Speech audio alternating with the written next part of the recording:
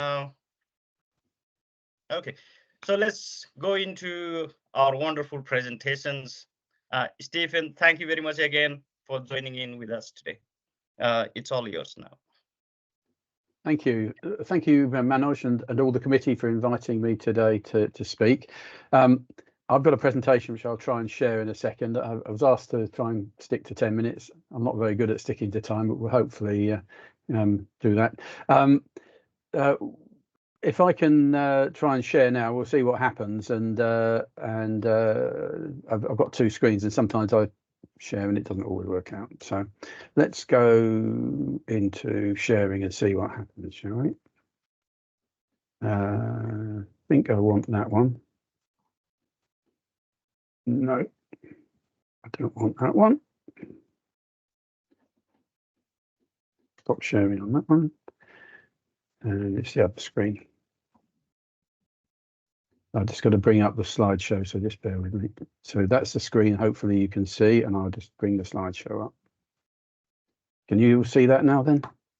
My head of Manoj? Yep. Okay. So thank you for inviting me today. It's my pleasure to try and give my view of communications in respect of the institution. One thing I would say as a starter, in the best sense of communication, the three speakers haven't coordinated what they're saying, so it's quite possible that I'll overlap or perhaps even steal the thunder from certain people, and my apologies for that in advance. So who am I? Don't intend to read the whole screen, but you can read it at your leisure. But my background, I spent 47 years in the industry and retired from a large, or well, I call it a small engineering consultancy called Mott MacDonald last year. And while I was there, I worked my way up and ended up running a team of about 120 people at doing what I describe as civil infrastructure or development infrastructure. I was a supervising civil engineer for the company for 20 years, and I'm currently a professional reviewer with the institution, as well as being the membership development officer. Although it says Kent, I'm a good point of contact if anybody does have queries after this call. My role solely now is to give everybody support, guidance and advice on becoming professionally qualified. And you can see the sorts of things I do down there. So I thought I'd start out with quickly looking at some quotes, which I don't know who they're attributed to, but I haven't made them up. I did find them. Your ability to communicate is an important tool in your pursuit of your goals, whether it's with your clients or your colleagues or your family. The single biggest problem with communication is the illusion that it's taken place. Excuse me, can we make this slide a bit larger? I mean, yes. I think we are viewing both your screens, Stephen. Are you? Probably. Okay, well, let's try stop that. And yes. Yeah, but you won't see the other screen now. So it's gone now. Yeah, I'm going to try and find a way of sharing individually. It should be that screen, shouldn't it? So is that better? Oh, that's better. Yeah, that's. And was it also you couldn't hear me, or was it just the screens you were seeing? No, all of you. Yeah. Okay, fine. My apologies. Let me just. Cheers. Let me just see if I can go back up. So that's me there. You can have a quick read. I will make the slides available to you afterwards, Manoj, anyway, so you can circulate them if people want to. So I've read two of these out. The third one, I like this one. I know you think you understand what you thought I said, but I'm not sure you realise that what you heard is not what I meant. And then when it comes on to engineering and civil engineering, I think excellent communication skills are essential to effective leadership, because a leader must be able to share knowledge and ideas to inform and act. If a leader can't get a message across clearly and motivate others, then having the message doesn't matter. I think that's fundamental. So what very simply for me, what is communication? I'm sure that the other speakers may say the same, but communication, there's a sender, a transmitter, somebody who has the message to pass on. They have to turn it into a medium, as I call it, how they send it and what they said, and that's called encoding. There's somebody who receives it, called the recipient, or I call it recipient. They've obviously got to be able to understand what they receive, and then on the basis of that, they're going to do something. So that, to me, that's the simplest form of communication. So when you come to the institution of civil engineers, there are 7 attributes that engineers get reviewed on, whether they're at engineering technician level or incorporated or chartered level. And there is attribute 6 is called interpersonal skills and communication. So I've extracted from what I would call the descriptors that sit underneath this, the bits that relate to communication. I'm just going to put them up, and I won't try and talk to them in great detail, but it'll give you a sense of how, as you go up the, if you like, the progressive level of responsibility and expectation for your professional qualifications, the expectation of your communication skills also increases. So this is engineering technician, has to communicate effectively. Incorporated engineer has to communicate well at all levels, using effective English, discussing ideas competently and confidently, and then the same for chartered engineer. But on top of that, the ability to communicate new concepts and ideas. So that you can see how it escalates, but nonetheless, across the piece, communication, including effective use of English for the institution, is important, because obviously it's an institution that deals with the English language. That you'll find that if you speak Welsh, there is a mitigation if you have a Welsh speaker. So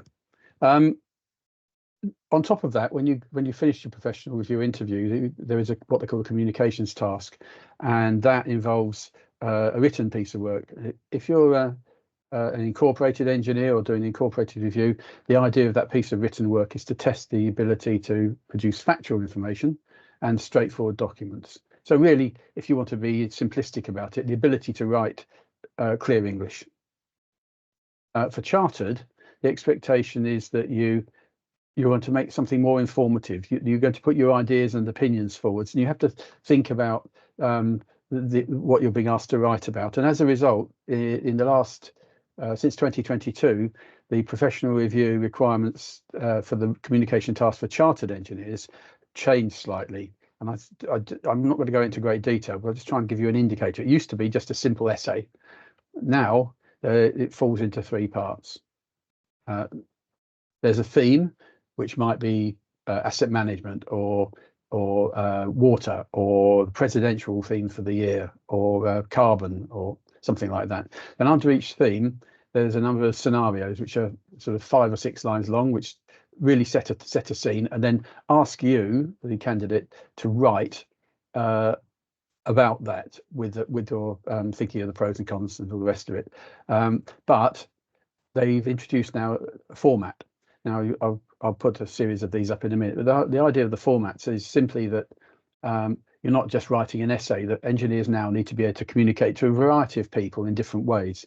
So the sorts of things that are currently the sort of thing you might be asked to do are listed on the right. I can give more detail about professional review and what's involved if somebody wants to ask me questions later, but very quickly, that's the sort of thing. So you might be looking at a blog, you might be looking at a briefing note to a government representative, or even an article for an industry supplement in a magazine. They'll all take a different requirements and different style and different content. So the core of this is what do you have to do when you're putting a communication together, whether as an engineer. Well, I mentioned the sender. The sender is responsible for creating the message and delivering it. You've got the recipient. Now, the recipient sometimes thinks, if you give me the information, and if I don't understand it, that's my problem. Actually, the recipient's got to be able to understand and interpret the information. But you've also, as a sender, got to think about who are you communicating with? How knowledgeable are they about the information you're sending? Are they technical? Will they have the capability of understanding them? Where are they? Who are they? And then equally, you need to think about understanding. Is your communication understood? How do you make sure that your communication is understood? Ask them maybe what their action would be. Look at their body language or non-verbal indication. If you're the recipient, do you actually say you haven't understood, or do you just say, yes, I understand, and then hopefully you'll work it out later? It's really important that the sender understands that you understand as a recipient. So the importance of the communication on top of that is the style of the communication. Does it demand formality, or is it informal? How much detail is relevant?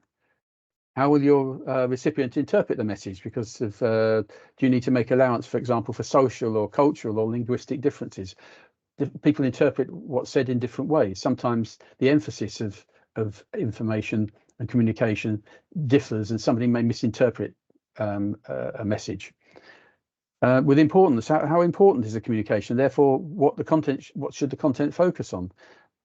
And what's the most appropriate form of communication for the situation? Do you need to, for example, repeat the communication using different media to reinforce what you were trying to get across? And then, how urgent is it?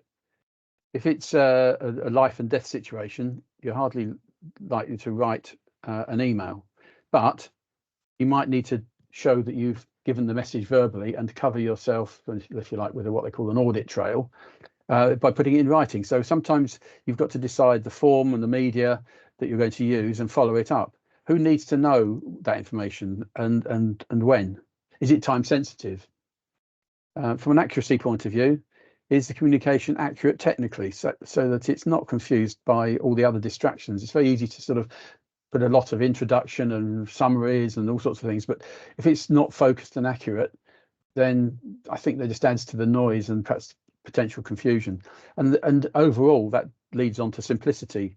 Choose the right form of media, get to the point without lots of extraneous explanation, give them enough information for the desired purpose to make the decision. But if you give them too much information, it makes it very difficult, if not impossible, to identify the message. So all of those things are engineering. They apply in life as well, I have to say. Even communication, people have written books on communication, so we're not going to cover all of it today.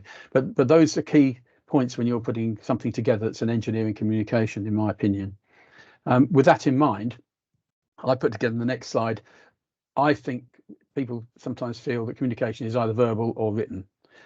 In engineering, I think that everything we do is communication, absolutely everything. And I'll put this slide up, and I'm not going to say anything, read them all through, although I know I may well do. But these, to me, are all forms of communication. They all get the message across in different ways. So if you look, I look at my, there we go. So I did the obvious verbal and non-verbal, but you think about the other things that I've put up there, that they are all communication. They will all get your message over. Sometimes you might need to put 2 or 3 together. You might grab one. You might issue a model to one client or to a professional, but you then might issue drawings of the same thing to somebody on site so that they can understand it. Have a look down there and see all of those. I think sometimes we do forget that communication covers so many aspects of engineering. The one that I put to the very end on the right is visual. There's a visual communication. How do you know somebody's got a certain role or they're doing something? This is a health and safety role, but people wear uniforms, they wear badges, you can distinguish them visually quite often as well. And it's still communication when it's in engineering. Now, the other thing to think about, obviously, we've talked about what do you communicate and how do you communicate, is that awareness of, especially dealing with as a chartered engineer, if you're going to be or are, with the information that relates to who you're talking to. And I'm not going to read it through, but it's just that awareness that there are a massive number of different parties who you will communicate with. And as a result, you have to change your communication style and your communication media as you look through those. And they're all people that you'll communicate with. And of course, we always forget family and friends. They're part of our engineering life, aren't we? Aren't they? So that's more or less what a canter through from my point of view. I've got one underlying summary for all of this from my point of view, and that is simply that engineering is not relevant without communication. If you take communication and all those things we've talked about out of the equation, you will not have engineering because it won't work. And I hope you agree. This is very much my opinion, as a lot of what I've said about the process is the institution of civil engineers, but a lot of the rest of it is my opinions from my few years of experience. So I've got 3 links which will come forward with the slides when I issue them, but there's the attributes which I've referred to, and the blue link will take you to that in the ICE website. There's a communication task, there's a blue link for that, and there's a guidance for professional review. So look, thank you for that. Appreciate that. That was very rushed, but I'm always happy to take questions either now I will stay on the CPD session for the rest of it, which I'm looking forward to. But equally, there's my email address, and if anybody's got anything they want to ask about the institution or institution membership or anything like that, please feel free to contact me at any time. I hope that's been useful and that you found it helpful. Thank you, Manoj and team. Thank you, Stephen. I think that was brilliant presentation from your side. Absolutely brilliant. I hope it's what you wanted anyway. Yes, absolutely, absolutely. So I'll stop sharing. Yeah, okay. So you shared a lot of information to us within very short time, and yeah, that was brilliant. So what is required by from the engineer technician, incorporated engineers, and the chartered engineers. So we have various levels of engineers. So we have now understood what is required from individual of us from IC to get professionally qualified, and the whole range of other informatives information absolutely perfect. Thank you, Stephen, again. So if there is any question from all the attendees, please unmute. You may have been muted from my side, so please unmute yourself and feel free to ask any question.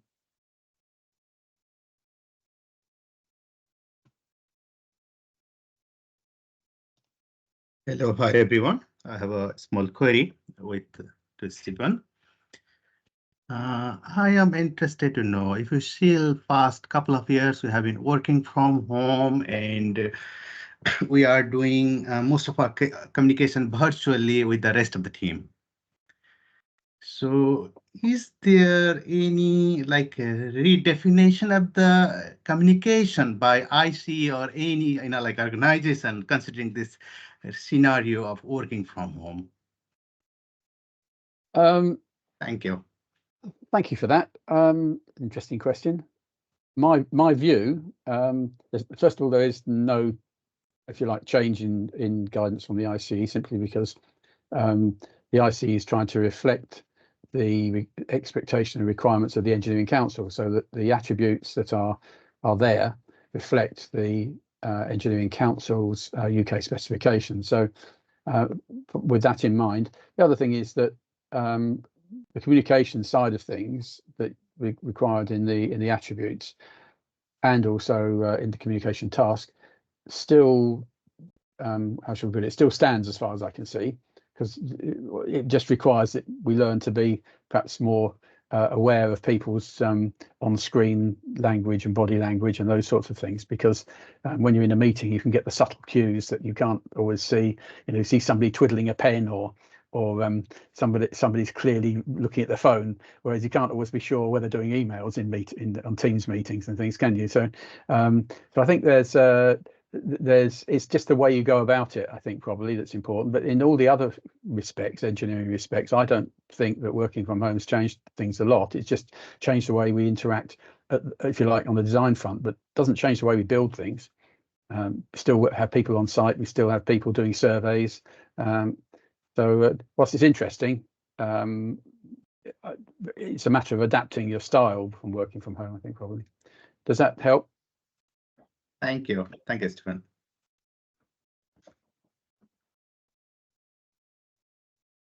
Okay, I must say that this is the opportunity to ask a question to Stephen now, because later on we will not have opportunity to ask question to Stephen, because every speaker will be asked question after they finish their presentation.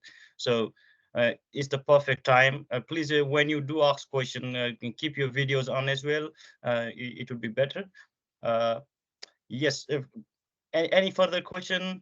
If you are looking for chartered engineer in, let's say, within this year, next year, you want to ask question what is required in terms of communication, please feel free. Equally, should I say that that's not just chartered, it's incorporated and engineering technician. Yes. I have one question, Stephen. My name is Rudra Koirala, and I just wanted to know, it's better for us, for our perspective, the IC members or the prospective institute engineering students, how long it will take to achieve the charter status once he starts applying? Although it's a slightly different questions with the It's okay. topic.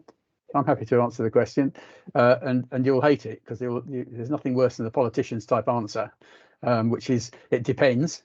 It depends on the individual. It depends on their motivation. It depends on their rate of the speed they gain experience.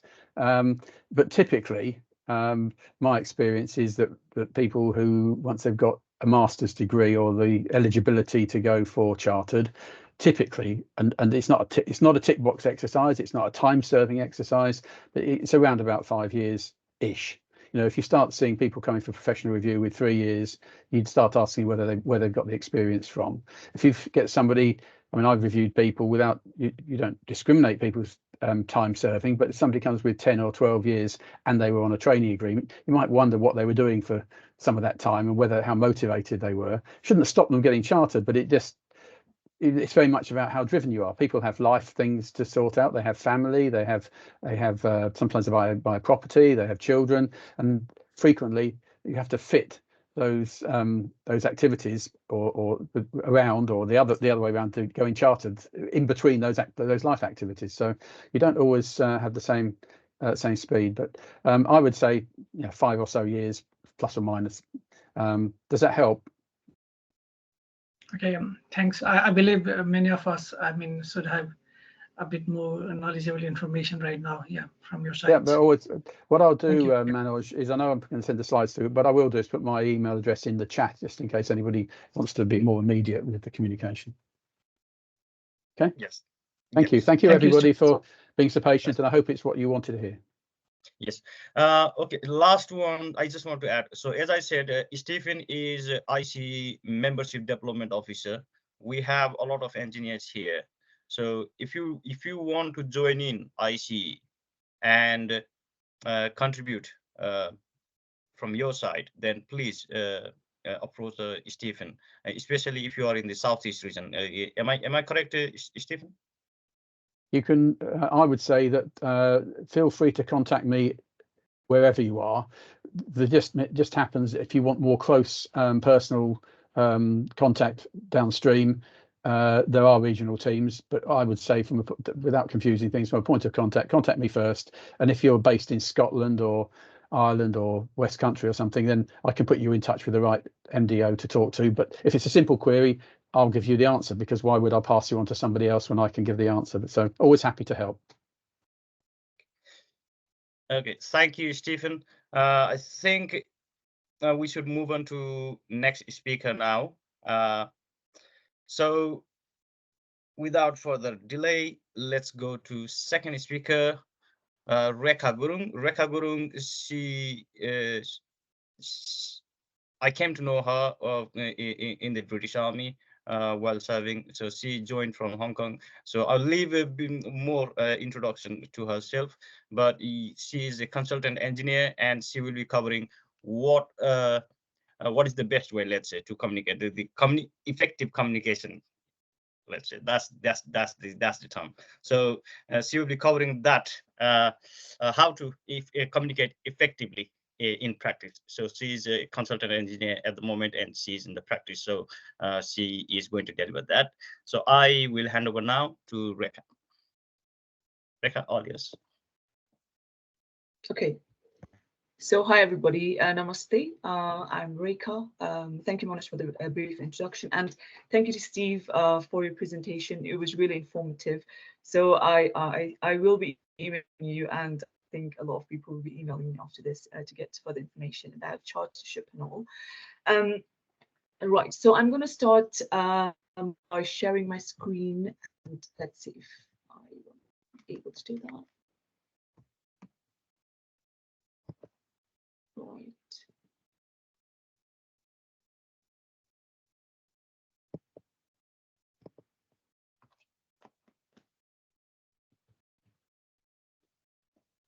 Right, I'm just going to have to wait for it to appear, my presentation, because it's not recognized it yet.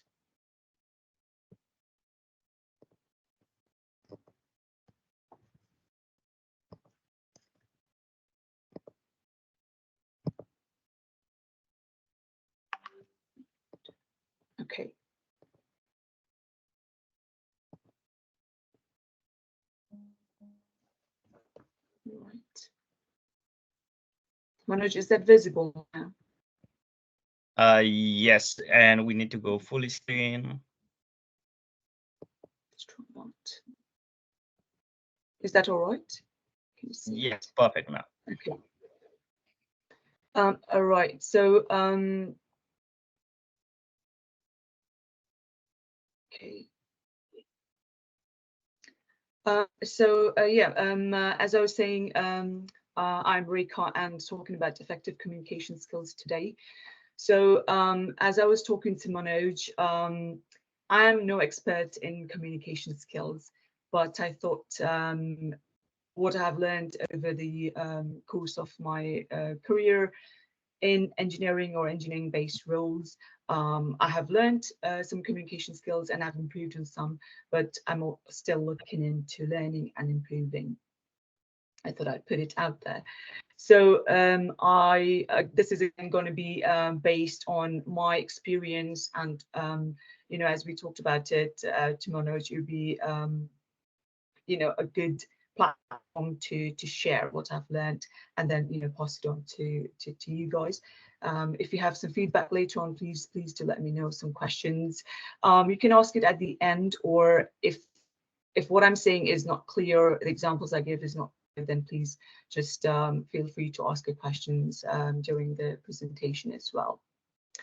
So mainly it's going to be about sharing my knowledge. So I'll be giving a few examples to be able to do that. So this is my background. When I joined the Royal Engineers when I came to the UK 15 years ago, and I was trained as a design draftsman. But I joined field trips, so I ended up building a lot of bridges, demolishing a lot of things. So a lot of practical scenarios and practical things that I got to do in the army. After that, I joined SONEUK, which is a construction company, and you'd be able to see the title there is bridge technician. But I wasn't involved in building bridges at this point. I was working for a bridge design team, and I was involved in doing technical drawings, drawings for reinforcement, some modeling for bridges, that sort of thing when I was in SONEUK. And at the moment, I work for a company called FM Global, and I work as a consultant engineer. So FM Global insures industrial and commercial properties. So as for my role, I visit clients' location and I try to understand the risk, the inherent risk that they could have on site, also fire risk and risk from natural hazards. So in the UK, mainly it would be flood. So this is my my background in engineering, let's say. And as I was talking to Manoj, it was also interesting about, you know, how my job has changed from one thing to another, and also the way of communication that I have used in these various roles have been quite different. As you can see, like in the army, it was very very rigid. We had to get things done, so we would do drills. Even let's say for building bridges, you know, there'll be a particular let's say commands, particular way of doing things, and you'd be told to do it, and we do it. We put things together, you know, or achieve whatever goal you have to with that way of communication. For SONEUK, when I worked there, I worked in small teams and worked on different projects, but there was always a team of engineers, team of few technicians, and project management team as well. So we were interacting with clients, but it wasn't a very, very client-facing role. The engineers, the project managers, they would be doing that. And for us, it was more like, you know, working on the designs on our computers. But of course, we had to communicate within our teams. And as a consultant engineer now, I have to be present at clients' locations. So there will be different kinds of clients, and I have to I do my visits average of 1 or 2 weeks, and so every week I'm facing a new person, a new client, and it's about how much of communication skills I've had to use for this current role. So I'll be talking and giving examples based on my role at the moment as we go further. So for communication skills, I've put down a report building as the first one. We'll talk about asking effective questions, active listening, and at the end I have recovering from mistakes, which is a very important aspect for me. So report building, I put it down there as well, because when I looked at the bigger picture of my improvement in communication skills, or what I've learned at the beginning when I did my job, you know, you go to your job, and when you have a little bit of your time to self-evaluate, to look at, okay, what are things that I need to improve on when I present myself, when I do open conferences, when I do meetings with my clients. So I realized that report building wasn't my very stronger, you know, suit. What I found is that when we are in an informal setting, when you're at home with our friends, with our family, we do it very naturally. You know, we talk to people, we ask, you know, questions, even, you know, generic questions before really getting to know the person. So the very same thing applies in our professional life as well. But because I was going with the mindset of, you know, I need to, you know, put my objectives, I need to make have my objectives of the day sorted. I need to ask this particular questions to the clients. I need to get these particular information. I was delving right into my agenda and getting on with it. So I observed how my mentors worked, how my managers would work, and I found, you know, they had a very sort of natural way of getting into the meetings. Although it was an informal setting, you know, it's always good to just talk a little bit, to have a little bit of I've written the breaking the ice. So, you know, just a little bit of generic questions. My approach now is I travel to site. It could take me, you know, 2 hours, 3 hours max.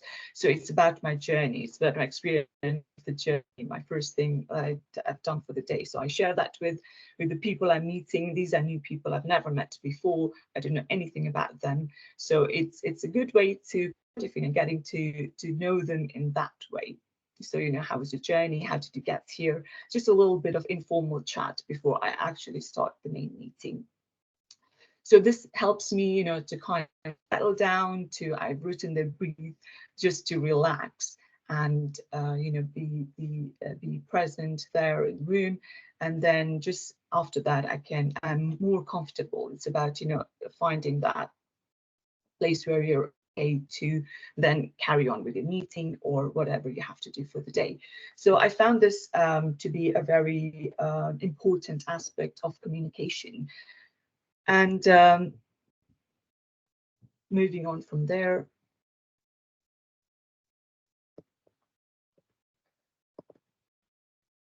So the next one I've got here is effective questions, asking effective questions. So again, as a part of my job, I have to, you know, be able to understand what the clients do on site. I'm sure this would also apply to what you guys do as engineers, you know, getting to know what you have to do for a particular design. Let's say you need to know exactly what you have to do and also be able to, you know, get the correct information to do your job. So open questions. I would like to just do a little example here, because as much as it is easy to say that, oh, you know, open questions are effective way of asking questions, it is kind of you have to be conscious about it. That is what I found. So I feel like, you know, naturally we are as human beings, we try to speculate things, we try to, you know, put words into people's mouths, we try to like get the answer that we want to hear. So for example, I've got an example that I have here. So basically, looking at a scenario where I have to, you know, get a specific answer from the client. There are various ways of doing that, right? So I want to know, as a part of my job, I also like to know what they do if there is a fire in the building, right? What are the processes? Do they call the fire brigade? to be able to control the fire. They would have fire pumps, they would have sprinklers, sprinkler valves. So how do they do, all of that process? I would like to know that. So initially, when I got into the job and I used to go, for visits, I was very, I would just, end up asking close questions, and I was kind of like getting a longer time, just asking questions after questions to get to actually what I want to know. So if I want to know what they do, the way to ask them would be, do you call the fire brigade? Do you start, do you go and check if your fire pumps are working? So the answer then would be yes, right? And then that's like a dead-end answer. And then where do you go from there? So there will be more questions to follow up and more. So it's a longer process, and it's kind of awkward. Just it seems like as if you're trying to, not believe them, but ask them more questions to understand what they do. So another approach to get answer for this would be, what is your process? What do you do, or what do you do when there is a fire? Can you tell me about the process that you follow? So, they would start talking about what they actually do, who actually calls the fire brigade, who would actually, go and check their pumps, who would go and check the valves. So with one question, I'm able to hit a lot of answers that I actually need, all these answers that are important to me. So that is one example of asking effective questions, or I would say open-ended questions. So this is something, again, we use it. We can use it in a professional world at the same time, even in our personal situations, with family members, especially what I found talking to my nephew who's a teenager. It is hard to get answers out of him. So I always consciously follow this protocol of, be conscious, asking him open-ended questions so I can also get the answers or something from him, really. So for this one, it was really, to ask questions so that you can get the answer you're looking for in an effective manner. The other one I've got here is active listening. So when you are talking to somebody, it's really important that you engage with them. There are, like, I think earlier it was mentioned as well, your body language, if you are actually focusing on what the other person is saying. So engagement is important.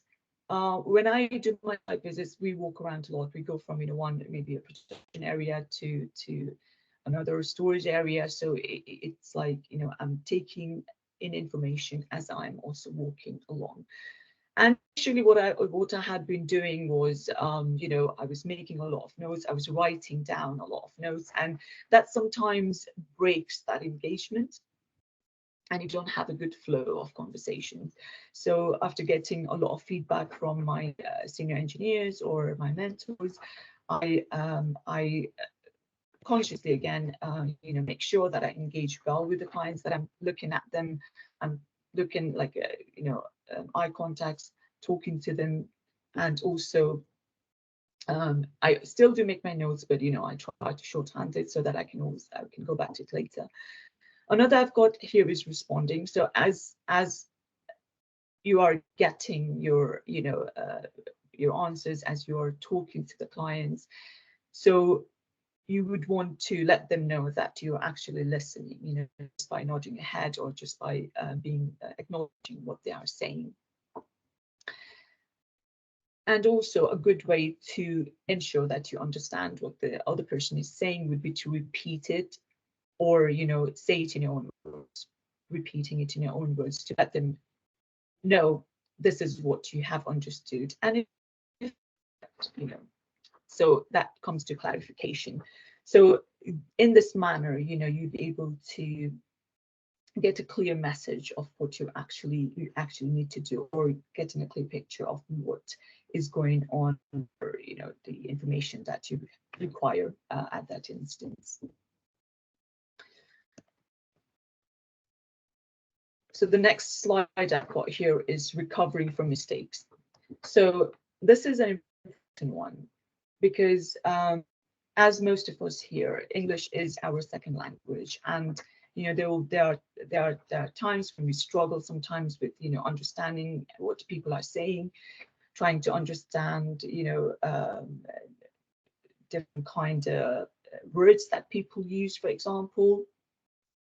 And also when we are trying to give out the information that we ourselves need to, you know, let other people understand, I also find that because there's so many languages going on in my head, apart from Nepali, which is my first language, I also speak Chinese. So I did my undergrad in China, and I had to learn Chinese for a year and a half. So that also comes into play. So I'm thinking sometimes in Nepali or in Chinese, and then I try to phrase that out in English. And sometimes it works, you know, sometimes it's very like literal. So it's hard perhaps for the other person to understand. So what I do is I step back and then I rephrase it, you know, and then I repeat basically my question or my answer again. So what I'm trying to say here is, you know, we are human beings, we will make mistakes, but it's okay to, you know, take a step back to ask people if they have understood what you're saying, and to rephrase the question if you have to.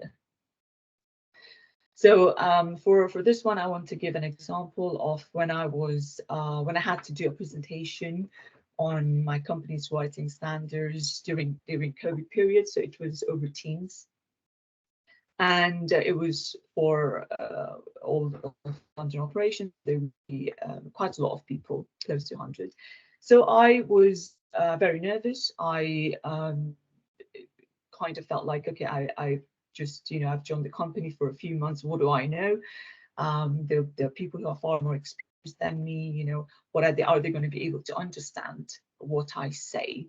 And, you know, would they already not know what I'm going to talk about? You know, I'm just going to be repeating what they know. So all of these questions were going in my head. And so I needed a boost. I wanted to get on with it. I wanted to know how to, you know, give my presentation in a manner that people would understand me, and I also felt comfortable about. Sorry, I moved up the slide. So I looked into some YouTube videos. I went into Udemy. I looked at a communication sort of course on Udemy by Teacher Walker, and that helped me quite a bit.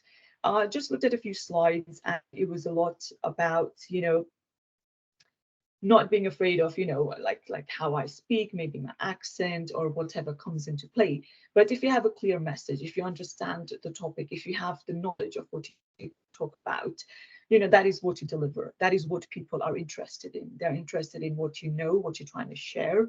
And that is what matters. And it's just not about your accent or, you know, your however you sound, let's say, because those were like my concerns.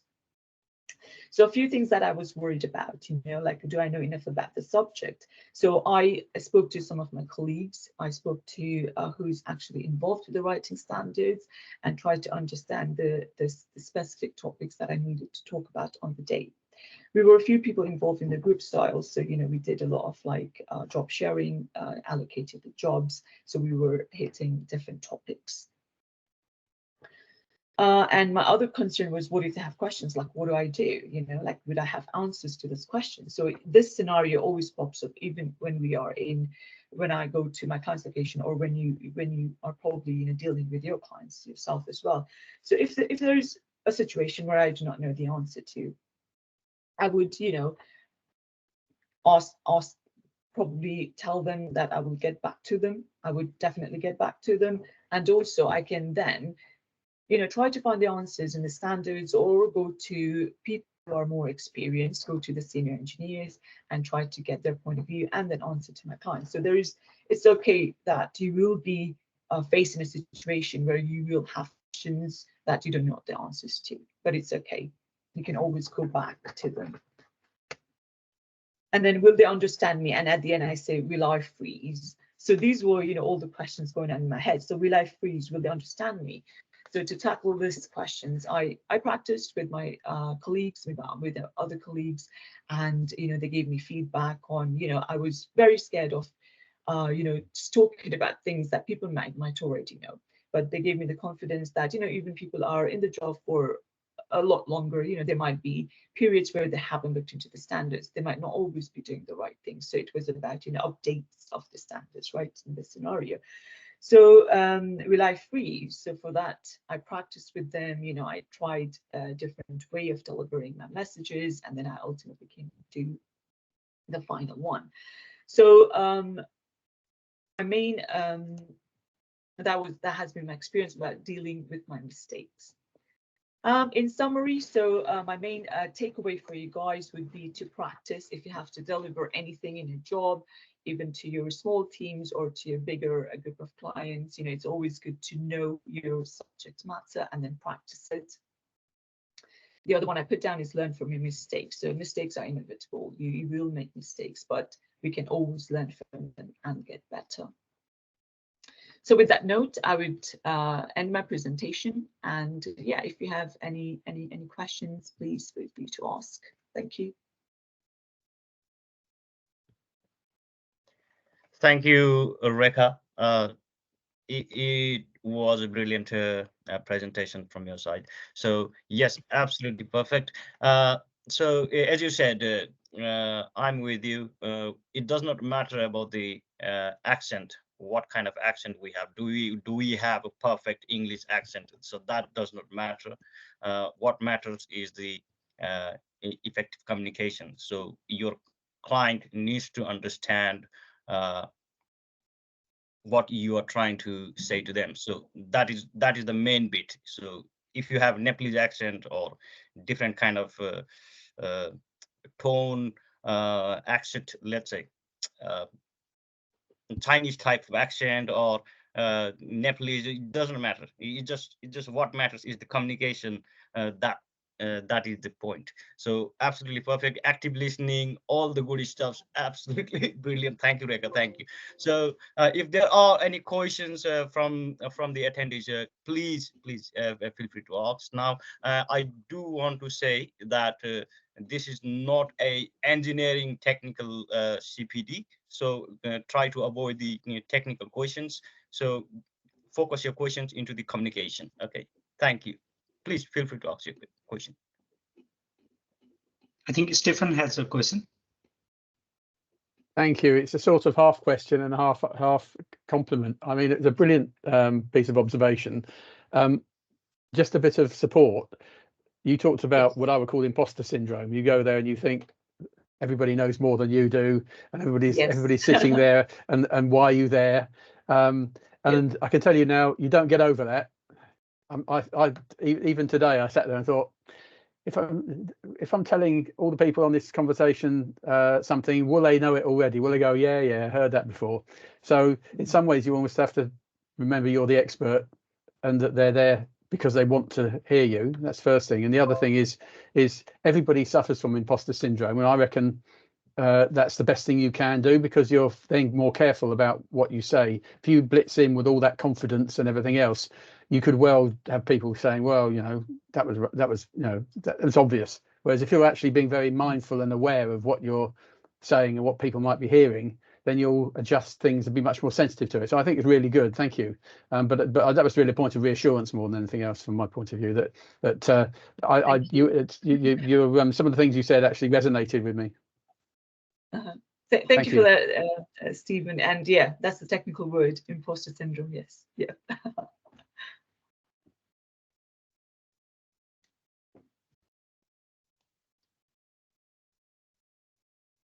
Okay, I think Sangeeta ji, that's yes. Great. That's great. No need to raise your hands. Just feel free to.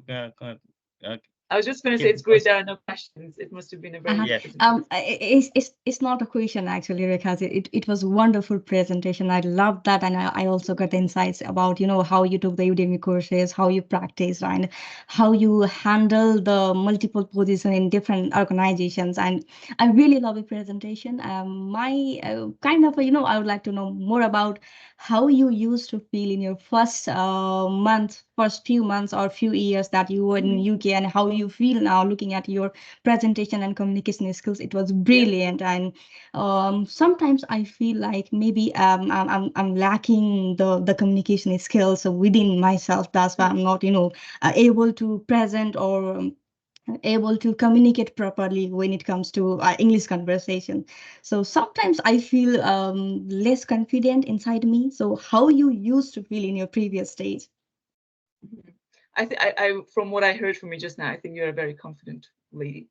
So I think it's perhaps like Stephen mentioned earlier, it's imposter syndrome, right? Maybe I used to feel like, like maybe everybody already know what they are doing. Everybody already know what should be done. So who am I to tell them what to do? Or does my opinion really matter? Mm-hmm.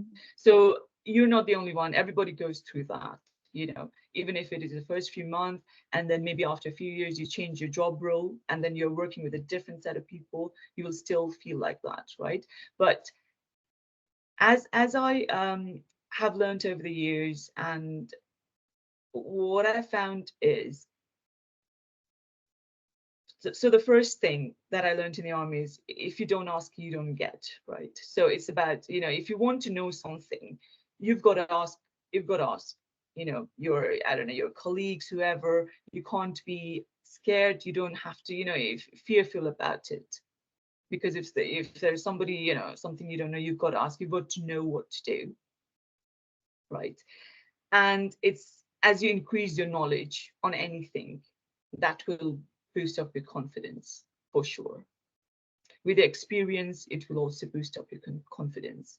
And the first few months, it's just not you, it's everybody. We also feel the same.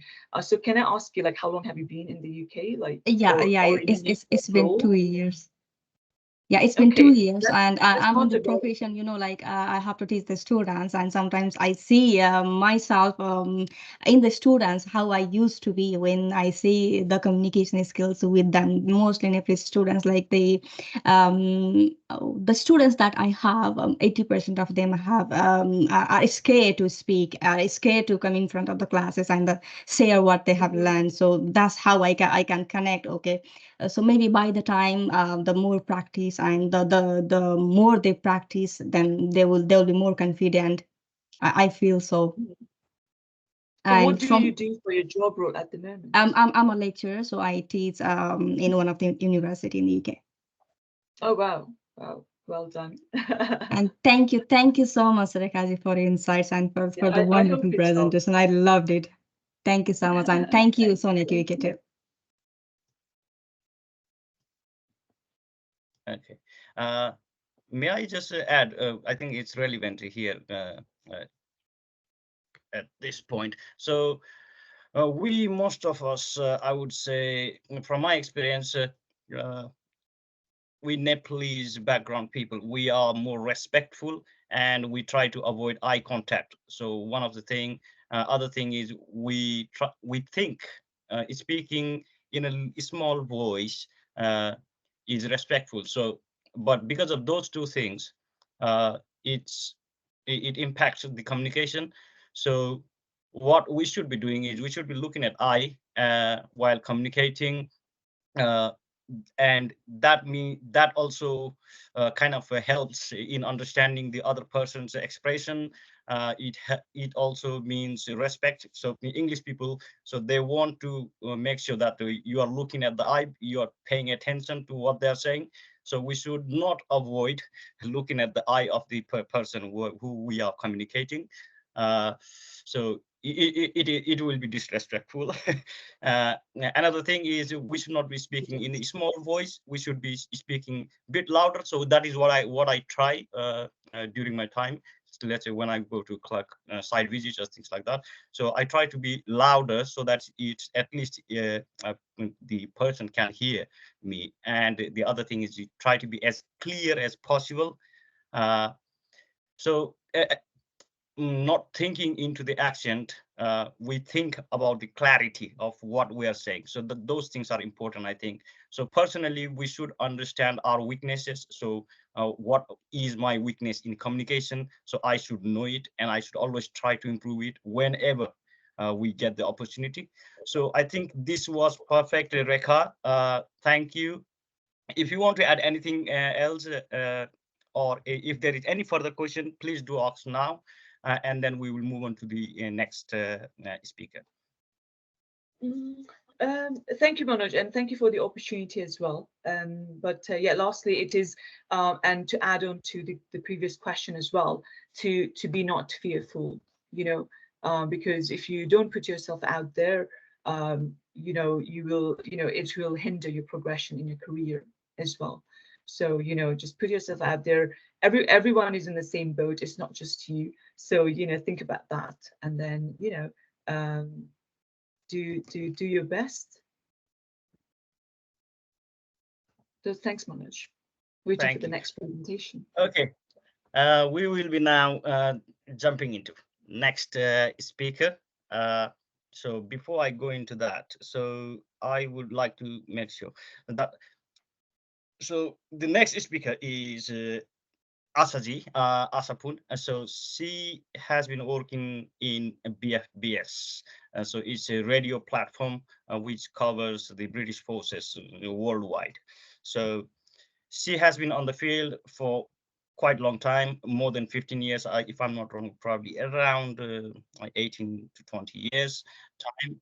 And so the reason behind she's here is she will be covering the aspect which we normally engineers do not cover in our day-to-day job. So as Stephen said in the first session, so there are different types of style in communication. So we need to understand our audience. Sometimes it could be a local authority. Sometimes it could be probably if you are a director, you may have to face a conversation with the ministers. So we should be able to communicate with a variety of audience. So I think Asaji, she face this kind of situations in day-to-day life, having to kind of interview different people. So I would like to have Asaji conduct her presentation now, and she will be giving us quite a lot of information. I hope it will be useful to all of us. Just before starting that, I want to make sure that we will be speaking in Nepalese language and the English language mixed kind of environment.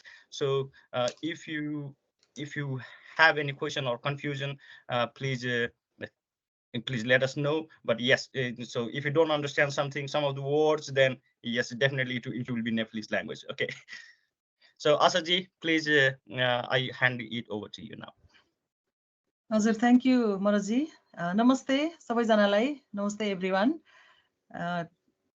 Ekdam धेरै धन्यवाद छ. As Manoj says, I'll be speaking in Nepali. I think that's what I feel comfortable at the moment now, I think. So I had prepared everything in Nepali, but the slides you will see it in English, and I should ask for the apology, Stephen. Pardon me for this. I am going on and on in Nepalese language for the presentation, and almost everything has covered in communication, communication-wise. How do we do it? We can hear some of the experience as well. But what I am going to do is I'll be just, you'll feel like I am translating Rekha and Stephen in Nepali. You will, some of the contents, some of the topics that I'm going to share or talk about is already been shared by our speakers. So let me share my slide first. Okay. Now, I think I'm lost somewhere in here. Manojji, please guide me. Please take your time. The Okay. share button चाहिँ माथि छ है, mic को छेउमा छ. Yes, I see that, and then screen. Everything is very good. I just can't see my share documents. So Didi, you have to press you have to give it some time. You have to give it some time and maybe do it again and then to appear. Okay. स्क्रिनमा हजुरले स्क्रिनमा click गरिसकेपछि screen select पनि गर्नुपर्छ. हजुर, फर्स्टमा शेयरमा click गर्नुस्. हजुर. अनि त्यसपछि त्यहाँ स्क्रिन विन्डो अर ट्याब भनेर आयो होला हैन? Window. I don't think I am going to. Anyway,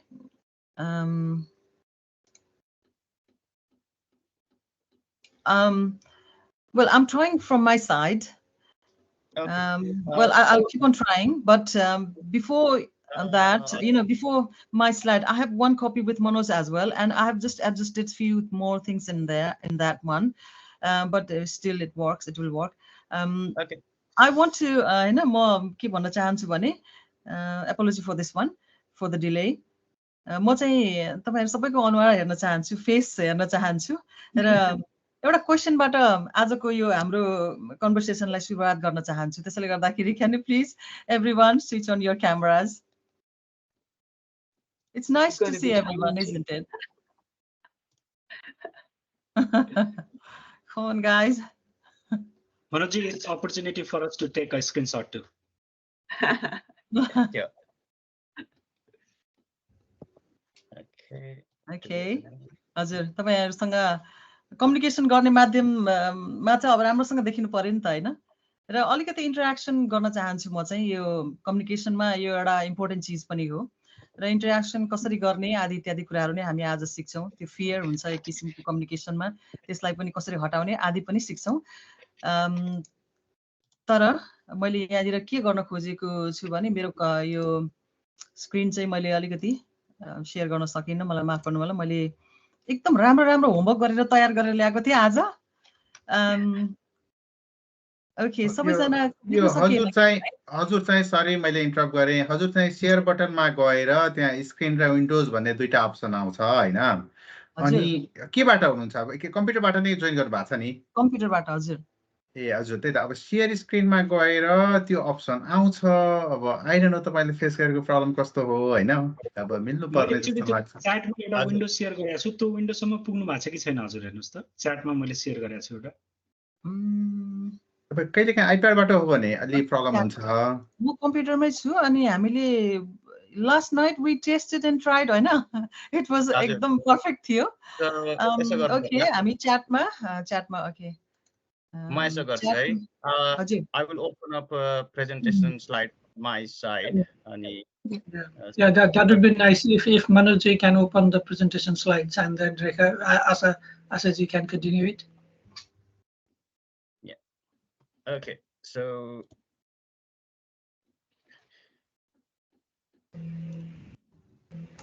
Thank you, Stephen. I have seen your message. Okay. अब आजको यो कुराकानीमा मैले गर्नुपर्ने केही टपिक्सहरु छन् मेरो जिम्मामा आएका. हुन त सबै रिपिट भइसके तर पनि रिपिट होलान्, तर पनि आई होप तपाईले बोर मान्नु हुनेछ छैन. अन्तरक्रिया तथा संवाद एउटा कला हो र कलाको रूपमा लिन्छु यसलाई. मैले आफू सायद त्यही क्षेत्रमा काम गर्ने भएर पनि होला. र अलिकति इन्ट्रोडक्सन हाम्रो हुन त मनोजजीले दिइसक्नु भएको छ. मैले आफूलाई भन्नु पर्दाखेरि चाहिँ मैले BF-BS मा काम गर्न थालेको निकै वर्ष भइसक्यो. मोर देन अ डिकेड भन्नु पर्यो है, 2 डिकेड हुन लागिसक्यो. र यो BF-BS गोर्खा रेडियो कहाँ छ भन्नुहुन्छ भने केन्ट एरियामा छ, जहाँ हाम्रो कार्यालय छ. तर यसको मेन हेडक्वार्टर भनेको चाहिँ चालफोन लन्डन नजिकै छ. र हाम्रो 3 वटा स्टेसनहरु छन्, काठमाडौँमा अनि ब्रुनाईमा र यहाँ UK मा. अनि हामीले चाहिँ यो BF-BS गोर्खा रेडियोले चाहिँ के गर्छ भने यसले ब्रिगेड अफ गोर्खासमा कार्यरत रहनुभएका हाम्रो परिवार दाजुभाइ दिदीबहिनीहरु, उहाँहरुको फ्यामिली, उहाँहरुको त्यसको लागि चाहिँ अब यो सेवा पुर्याउने काम हामीले गर्छौं. अब भिजुअलको माध्यमबाट पनि छ, हाम्रो टेलिभिजन आफ्नै छ, अनि यता रेडियोको माध्यमबाट पनि छँदैछ, कम्युनिकेसनको माध्यम। त्यसैले गर्दाखेरि हाम्रो मनोजजीले मलाई छान्नु भएको पनि होला जस्तो लाग्यो, केही मैले यस विषयमा बोल्छु होला भनेर। र हजुर म कोसिस गर्छु। इन्टरप्ट गरे है हजुरलाई, सरी। स्क्रिन अहिले सबैले देख्नु भएको छ?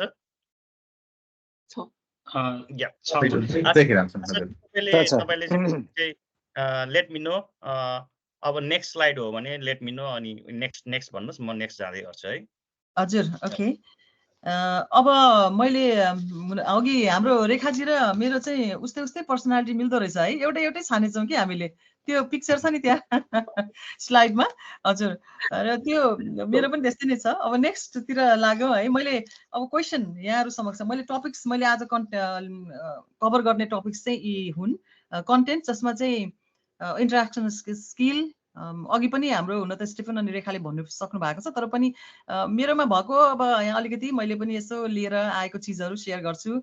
र अब ग्रुप अफ पिपल कस्तो कस्तो हुन्छन् होइन, सबै डिटेल मसँग छैन, तर पनि फ्यु अफ देम यस्तो पनि हुनसक्छ है भन्ने सायद मेबी तपाईँले सुन्नु भएको नि छ, नसुन्नु भएको पनि होला।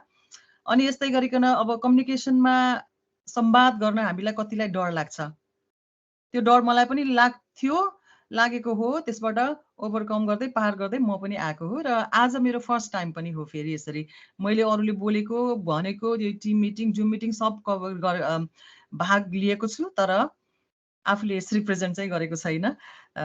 त्यसैले गर्दाखेरि त्यो सबैमा हुन्छ, नर्भसनेस भनौँ न। अनि अर्को चाहिँ अब भोकल केयर अनि प्रेजेन्टेसन, तपाईँ आफूले स्पिच दिनुभन्दा अगाडि अथवा केही भन्नुभन्दा अगाडि कसरी चाहिँ आफूलाई प्रिपेयर गर्ने हो त भन्ने कुरा चाहिँ आज म यति चाहिँ कभर गर्छु। आई होप तपाईँको लागि काम लाग्छ होला। ओके, नेक्स्ट अब मेरो के छ, यसको लागि धेरै बुकहरू रहेका छन् होइन। मैले यसो गुगल गरिकन हेरेको, यो त फ्यु मात्रै मैले इक्जाम्पल यहाँ राखेको। अमेजनमा, गुगलमा होइन, अब युट्युबमा यस्तो मेटेरियलहरू धेरै पाइन्छन् कम्युनिकेसनको लागि, र त्यो स्किल चाहिँ त्यहाँबाट पनि हामीले सिक्न सकिन्छ। अब पढेर मात्रै चाहिँ भएन है, फेरि पढेर मात्रै त्यो थाहा हुन्छ, ज्ञान हुन्छ, तर प्र्याक्टिकल पनि गर्नुपर्ने हुन्छ। त्यसैको लागि क्वेसन म सोध्न चाहन्छु, नेक्स्ट स्लाइडमा त्यो क्वेसन हुनुपर्ने। हात उठाउनु पर्छ है यहाँहरूले। त्यसैले गर्दाखेरि म यो तपाईँहरूलाई हेर्न चाहन्छु भनेको कारण चाहिँ यो हो। अब इन्टरेक्सन स्किल, हामीले इन्टरेक्सन अन्तर्क्रिया गर्छौँ। अन्तर्क्रिया आफ्नो परिवारमा पनि हुन्छ, साथीसँगीमा हुन्छ, दुईजना व्यक्तिसँग पनि हुन्छ, तीनजना ग्रुपमा पनि हुन्छ, अथवा स्पिच पनि दिनुपर्ने हुन्छ मासको माझमा। र यो आफ्नो मेसेज चाहिँ डेलिभर गरिनुलाई नै वास्तवमा कम्युनिकेसन भनिन्छ, संवाद भनिन्छ होइन। एक अर्काले आफ्नो मनको कुरा बुझ्दै अथवा आफूले एकले अर्कालाई भन्न चाहेको कुरो हामीले चाहिँ बुझाउने, र यो संवाद सञ्चारको मेन उद्देश्य नै यही होला होइन। त्यसैले गर्दाखेरि सबै यसमा निकै फोकस हुन्छौँ, र यो हुनु पनि जरुरी छ। फोकस यसमा हुन जरुरी किन छ भन्दाखेरि, सिक्न किन जरुरी छ भन्दाखेरि, विशेष गरिकन फोकस भन्दाखेरि पनि यो सिक्न र थाहा हुन जरुरी पनि हुँदो रहेछ। यसले अघि नै हुन त हाम्रो स्टिफनले भनिसक्नु भएको छ कि यसले चाहिँ हाम्रो वर्क लाइफमा एकदम हेल्प गर्छ। पारिवारिक सम्बन्धमा पनि यसले एकदमै मद्दत गर्छ। तपाईँ हाम्रो साथीसँगीको रिलेसनमा पनि कम्युनिकेसनले हेल्प गर्छ। यदि कम्युनिकेसन अथवा संवादै भएन भने त त्यो के रिलेसन भयो र होइन। त्यसैले गर्दाखेरि हजुर, अथवा यो बोल्ने कलाको विकास गर्न सकिन्छ, पक्कै पनि सकिन्छ। मैले क्वेसन यही गर्न लागेको, तर योभन्दा अगाडि ओके, नेक्स्ट स्लाइडमा मेरो के छ तपाईँहरूको लागि सरप्राइज प्याकेज। हात उठाउनु पर्छ। को कति एक्सट्रोभर्ट हुनुहुन्छ, हात उठाउनुहोस् त। अब यहाँ देखाएर नउठा पनि मनमा नै उठाउनुहोस् अथवा आफूलाई भन्नुहोस् को कति एक्सट्रोभर्ट हुनुहुन्छ। यसको आन्सर चाहिँ इट डिपेन्ड्स भन्नु पर्यो। इट डिपेन्ड्स पनि छ त्यहाँ बिचमा। ओके, कोही हात उठाउनु भयो एक्सट्रोभर्टहरू? खै मैले त यहाँ धेरै त देखिनँ। ओके, ओके, र एक्सट्रोभर्ट भनेपछि को त बहुमुखी, अलि आउटगोइङ टाइपको, अलि सोसियल होइन, अलि धेरै नै सोसियल। अनि एक्सट्रोभर्टहरूलाई चाहिँ कस्तो हुन्छ भने लार्ज क्राउडमा गएपछि उनीहरूलाई यति एनर्जी आउँछ, यति रिफ्रेस हुन्छन् उनीहरू कि एनर्जी ग्यादर गर्नको लागि उनीहरू क्राउडमा जानुपर्छ, क्या कम्युनिटीमा जानुपर्छ हो, त्योबाट एउटा एनर्जी आउँछ उनीहरूलाई। अलिक बढी टकेटिभ पनि हुन्छन्, कुरा पनि अलिक धेरै गर्छन्, थिङ्क आउट लाउड पनि हो, सोचेको कुरा बोली पनि हाल्छन्, अलिक धेरै बोलिदिन्छन् पनि कहिलेकाहीँ होइन। र टिम वर्कमा चाहिँ उनीहरूले एकदम राम्रो पनि गर्छन्, स्पिकिङ एकदम राम्रो हुन्छ उनीहरूको। सो एक्स्ट्रोभर्ट कति हुनुहुन्छ? हात कतिले उठाउनु भएको छ मैले देखिरहेको छु है। अब एक्स्ट्रोभर्टको फेरि अर्को हुन्छ नि होइन। अब अर्को नेक्स्ट स्लाइडमा इन्ट्रोभर्टहरू को हुनुहुन्छ? इन्ट्रोभर्ट भनेको चाहिँ को अब अन्तर्मुखी। इन्ट्रोभर्ट भनेपछि अब एक्सलेन्ट लिसनरहरू हुन्छन्। इन्ट्रोभर्ट भनेपछि अलिकति रिजर्भ अनि क्वाइट हुन्छन्। हात उठाउँदै गर्नुहोस् है। अथवा तपाईँले हामीलाई नदेखाउनु भए पनि उठाउनु भयो, आई मिन यसको बारेमा त एटलिस्ट आफूलाई त चिन्नुहुन्छ नि होइन। र अलिकति उनीहरूको इन्ट्रोभर्टहरू चाहिँ थोरै हुन्छ साथीहरू, तर एकदम क्लोज फ्रेन्डहरू हुन्छन्। अनि उनीहरूले चाहिँ क्वाइट अथवा एक्लो ठाउँमा चाहिँ उनीहरूले चाहिँ जस्तै मान्छे पिक्चरमा पढिरहेछ नि, हो एक्लो ठाउँमा उनीहरूले चाहिँ रिचार्ज गर्छन् आफूलाई। रिचार्ज गर्ने उनीहरूको ठाउँ कहाँ हो भने क्वाइट प्लेस हो। हजुर, क्राउडमा जानुभयो, यो इन्ट्रोभर्टलाई क्राउडमा पठाउनु भयो भने उहाँहरू पुरै ड्रेन भएर आउनुहुन्छ। हजुर, र अब एटेन्सन पनि अलिक कमै सिक गर्छन् उनीहरूले। अनि स्मल टकहरू एभोइड गरेर हिँड्छन् कि उनीहरू। स्मल टक भन्नाले अब कोहीसँग बोल्न नपरोस् भनेर कति ठाउँमा चाहिँ कतिपय ठाउँमा एभोइड गरेर पनि हिँड्छन् होइन। कतिपय चाहिँ यस्तो पनि हुन्छन्, जस्तो कुनै एउटा रुममा गयो, त्यहाँनिर चाहिँ सबैजना आइरहेका हुन्छन्, एकदम अपरिचित हुन्छन्, तर त्यहाँनिर चाहिँ के हुन्छ भने उनीहरू चाहिँ बारम्बार टोइलेटतिर जाने आउने गर्छन्। त्यो अप्ठ्यारो मानेर के हो। कतिपय अवस्थामा यस्तो नि हुन्छ। हुन त यो इन्ट्रोभर्ट एक्सट्रोभर्ट थरी थरीका हुन्छन्। र यो क्वालिटी मैले चाहिँ यो किन भन्न खोजेको भने यसको कम्युनिकेसनमा यसले धेरै ठुलो भूमिका खेल्छ कि हाम्रो आफ्नो पर्सनालिटीले। हजुर, र हात उठाएँ मैले पनि है त, म इन्ट्रोभर्ट हुँ, म लाज मान्दिनँ, म इन्ट्रोभर्ट हुँ भनेर भन्नको लागि। किन भन्दाखेरि इन्ट्रोभर्टलाई एक्स्ट्रिम एक्स्ट्रोभर्ट बनाउन सकिँदैन। तर नेक्स्ट स्लाइडमा हामी देख्छौँ एम्बिभर्ट हुन सक्छौँ हामी। हजुर, त्यहाँसम्म पुग्न सक्छौँ, बिचमा आउन सक्छौँ। कति हुनुहुन्छ त? एकदम एक्स्ट्रोभर्ट पनि होइन, एम्बिभर्ट पनि होइन, र इन्ट्रोभर्ट पनि होइन। ओके, म पनि हो। किन भन्दाखेरि मैले दुईटामा हात उठाएँ होइन। किन भन्दाखेरि यस इन्ट्रोभर्ट भए पनि हामीले आफूमा चाहिँ सुधार गर्न सक्छौँ, केही कुरा सिक्न सक्छौँ, वी क्यान लर्न। अनि त्यसपछि त्यो फेस गर्न सक्छौँ र त्यो सिकेको कुराले बिस्तारै बिस्तारै हामी एकदम फुल्ली एक्स्ट्रोभर्ट त होइन, तर सेमी चाहिँ हुन सक्छौँ। हजुर, मैले भन्न खोजेको वास्तवमा यो कुरो यहाँ ल्याउन खोजेको कारण के भने हामीले गर्न सक्छौँ, सिक्न सक्छौँ, बोल्ने आइडिया नभए पनि बोल्न सक्छौँ। त्यसको लागि के गर्नुपर्छ? प्र्याक्टिस गर्नुपर्छ। प्र्याक्टिसको अलावा अरू धेरै कुराहरू हुन्छन् र के छन् त्यो तल स्लाइडमा हेर्दै जानुपर्छ। अब मनजी हजुर हो, मैले अघि जोड गर्न खोजेको कुरा यहाँनिर हाम्रो अडियन्स कस्तो हुन्छन् हामीलाई थाहा हुनुपर्छ। तपाईँ पब्लिक स्पिकर हुनुहुन्छ भने तपाईँले कसलाई सम्बोधन गर्दै हुनुहुन्छ, कसलाई के भन्दै हुनुहुन्छ, अथवा तपाईँको छेउमा एकजना अब काममा हुनुहुन्छ, काम गर्ने ठाउँमा नयाँ मान्छे भेट्नुभयो, को हो ऊ तपाईँले जान्नुपर्ने हुन्छ। अथवा तपाईँको कार्यालयमा भएका व्यक्तिहरूलाई पनि जान्नुपर्ने हुन्छ। र यो अब अघि मैले भनेको कुराहरूमा जोड्दाखेरि चाहिँ अब यो आफ्नो अडियन्सलाई थाहा पाउनको लागि के गर्न सकिन्छ त भन्ने कुरा। र सबभन्दा ठुलो कुरा चाहिँ पावर अफ लिसनिङ, सुन्न सक्ने क्षमता। हजुर, सुन्न सक्ने क्षमताको विकास गर्नुपर्छ। र यो कसरी विकास गर्न सकिन्छ भन्दाखेरि सुन्नु पर्यो नि त। सबभन्दा पहिले त आफ्नो कलिगहरूलाई अथवा मिटिङमा कसैलाई सुन्न पर्यो र सुन्दाखेरि चाहिँ ध्यान दिएर सुन्नु पर्यो कि बिचमा इन्टरप्ट गर्नु भएन, उसलाई उसको कुरा काट्नु भएन। अनि क्युरियस पनि हुनु पर्यो।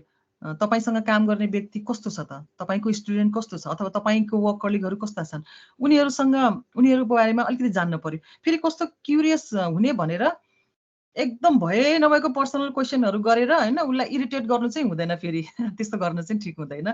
जो पनि इरिटेट हुन्छ यस्तो गर्यो भने चाहिँ। र क्युरियस माने अब ठिक्क सबै एकैचोटि नसोध्ने, बिस्तारै बिस्तारै उसँग झ्यामिँदै जाने अनि त्यसपछि सोध्दै गर्ने। र अर्को चाहिँ अब हम्बल हुनु पर्यो, एकदमै कस्तो भने नम्र हुनु पर्यो। ह्युमिलिटी, मानवताको हिसाबले पनि हामी मानव हौँ, मानव एकदम विनम्र हुन्छौँ होइन।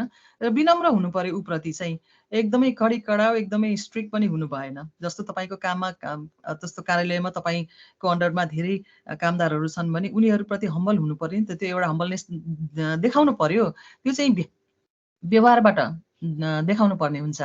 हजुर, यस्तै गरिकन अर्को चाहिँ एम्पाथी। र यो एम्पाथी भनेपछि चाहिँ हाम्रो फिलिङ, भावनासँग सम्बन्धित हुन्छ।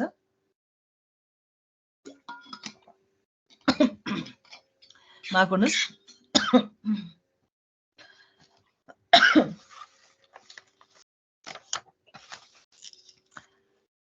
हजुर, र यो यो यो यो यो मैले जे अहिले गरिरहेको छु नि, खोकिरहेको छु, पानी पिइरहेको छु, यो भरे चाहिँ अन्तमा आउँछ है, how to take care of your voice भन्नेमा।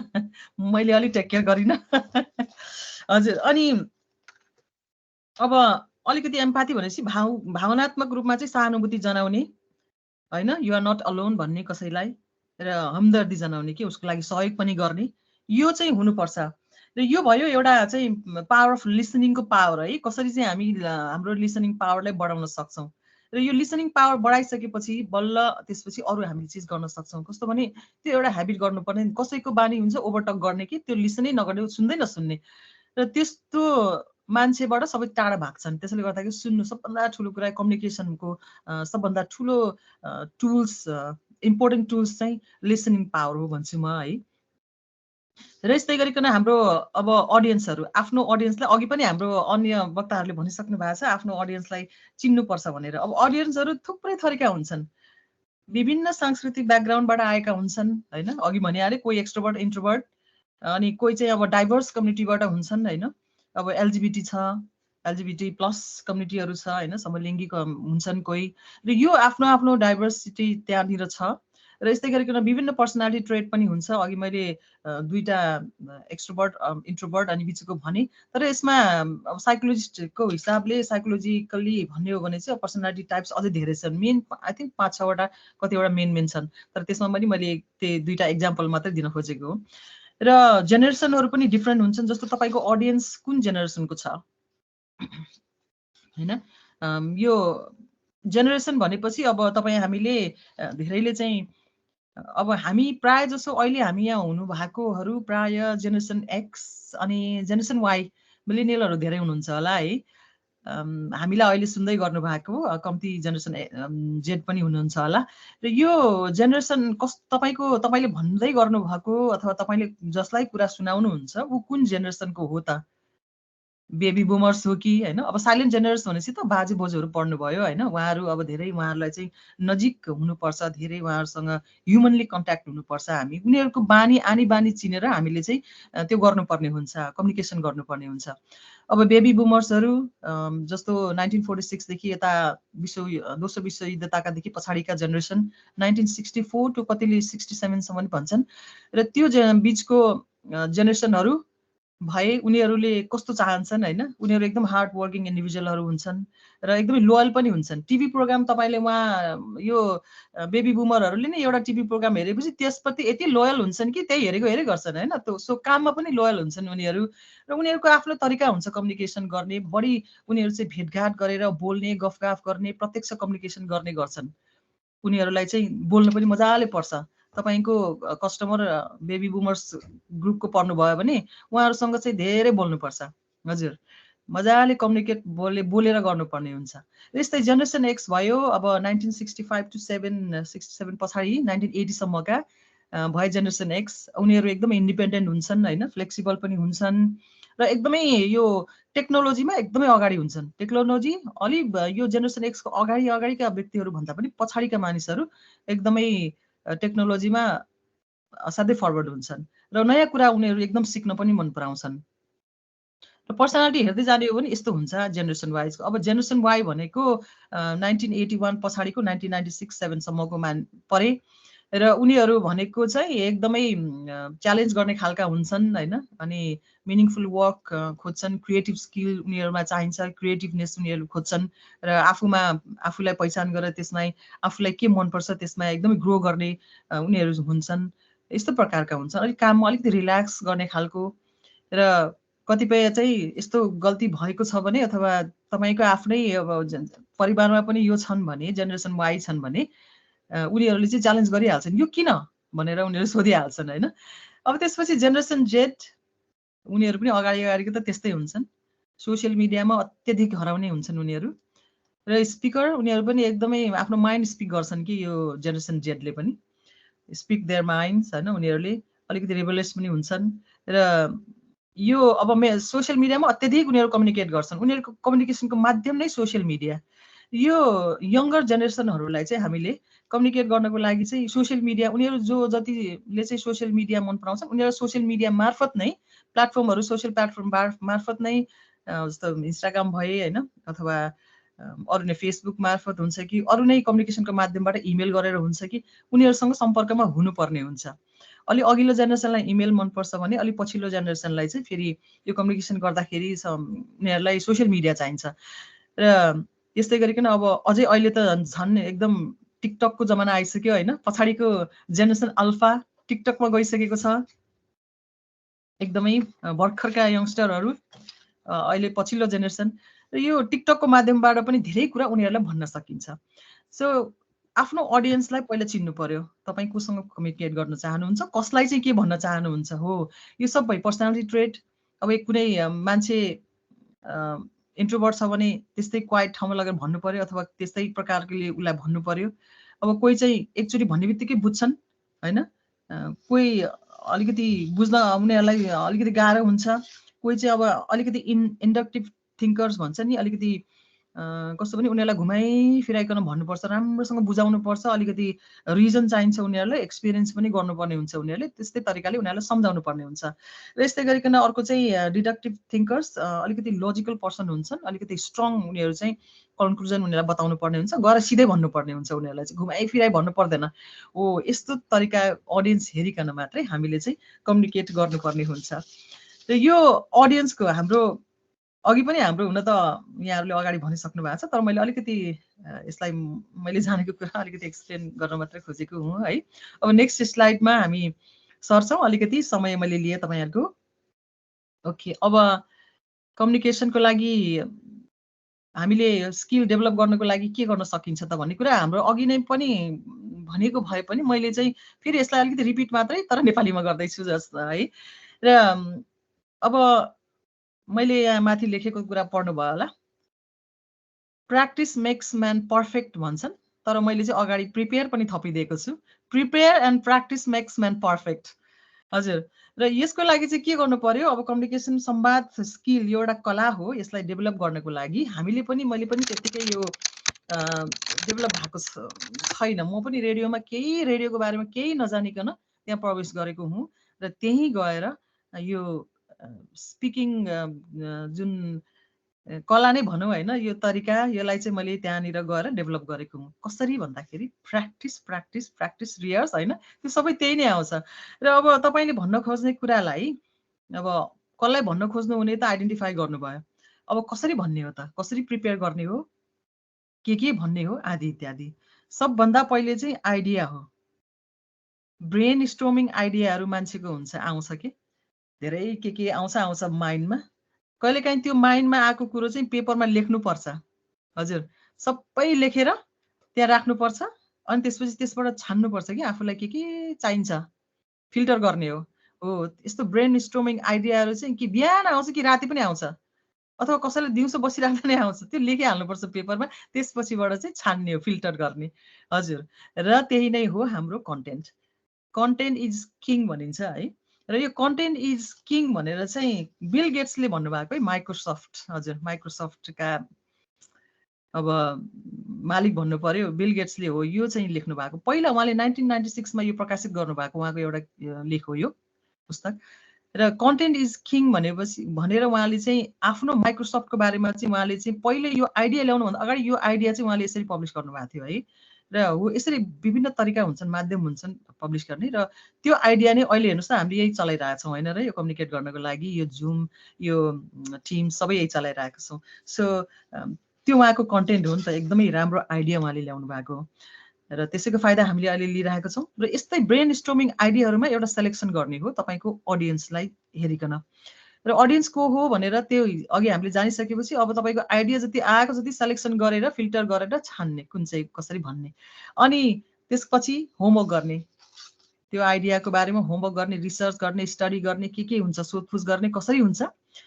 र यो प्रेजेन्टेसनको लागि मैले यो गर्दैछु। विशेष अब पब्लिक स्पिकिङ गर्न चाहनुहुन्छ भने अथवा तपाईँहरू आफ्नो फिल्डमा इन्जिनियरिङ फिल्डमा हुनुहुन्छ, त्यसमा पनि तपाईँहरूको त धेरै टेक्नोलोजीको कुरा आउँछ होइन, त्यसमा त झन् तपाईँहरूले फ्याक्ट एन्ड फिगरहरू भन्नुपर्ने हुन्छ।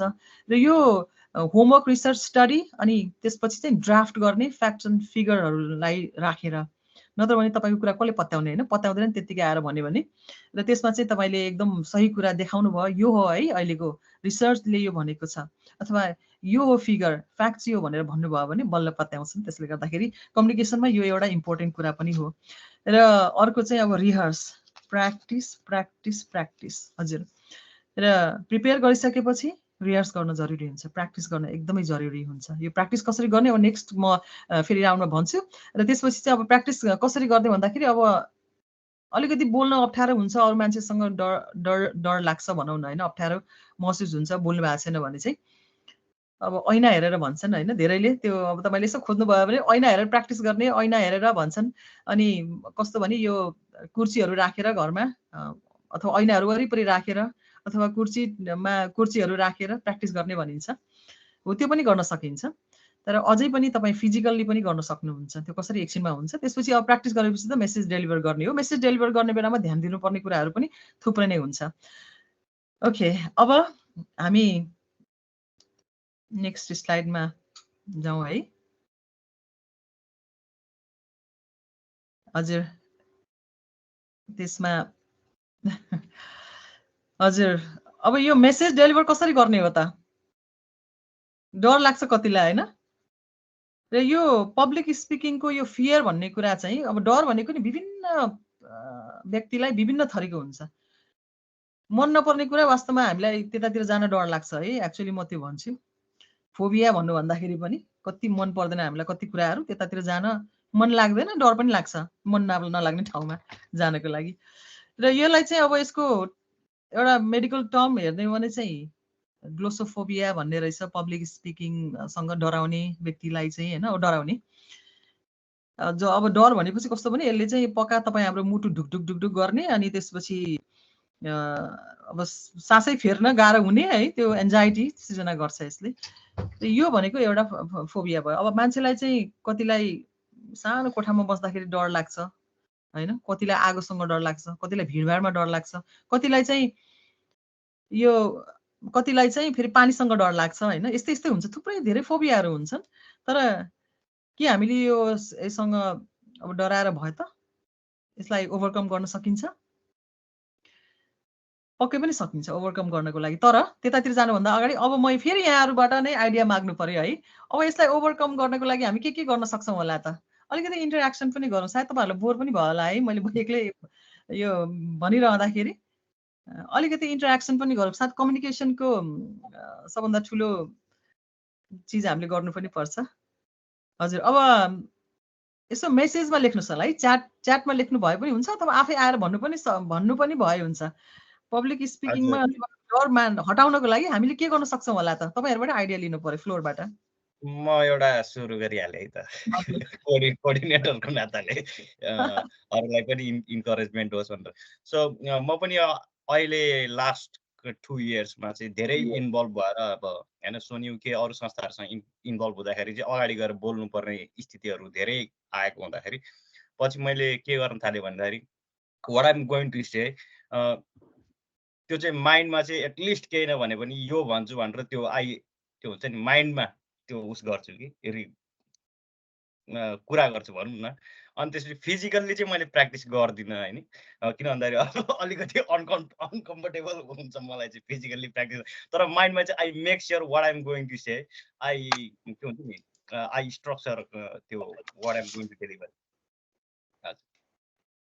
हजुर, मेरो विचारमा अघि हजुरले सेयर गर्नुभएको स्लाइड छ नि जुनमा चाहिँ प्र्याक्टिस एन्ड प्र्याक्टिस थियो, त्यो एउटा आफूलाई अलिकति प्रिपरेसन भएर if you know what you going to talk about त्यो प्रिपरेसन भयो भने चाहिँ होइन आफ्नो कन्टेन्ट के हो त्यो जाने भयो चाहिँ अनि कन्फिडेन्स बिल्ड अप गर्न सकिन्छ अनि त्यसपछि चाहिँ मेसेज डेलिभरी गर्न चाहिँ सजिलो हुन्छ। हजुर एकदम राम्रो पोइन्ट।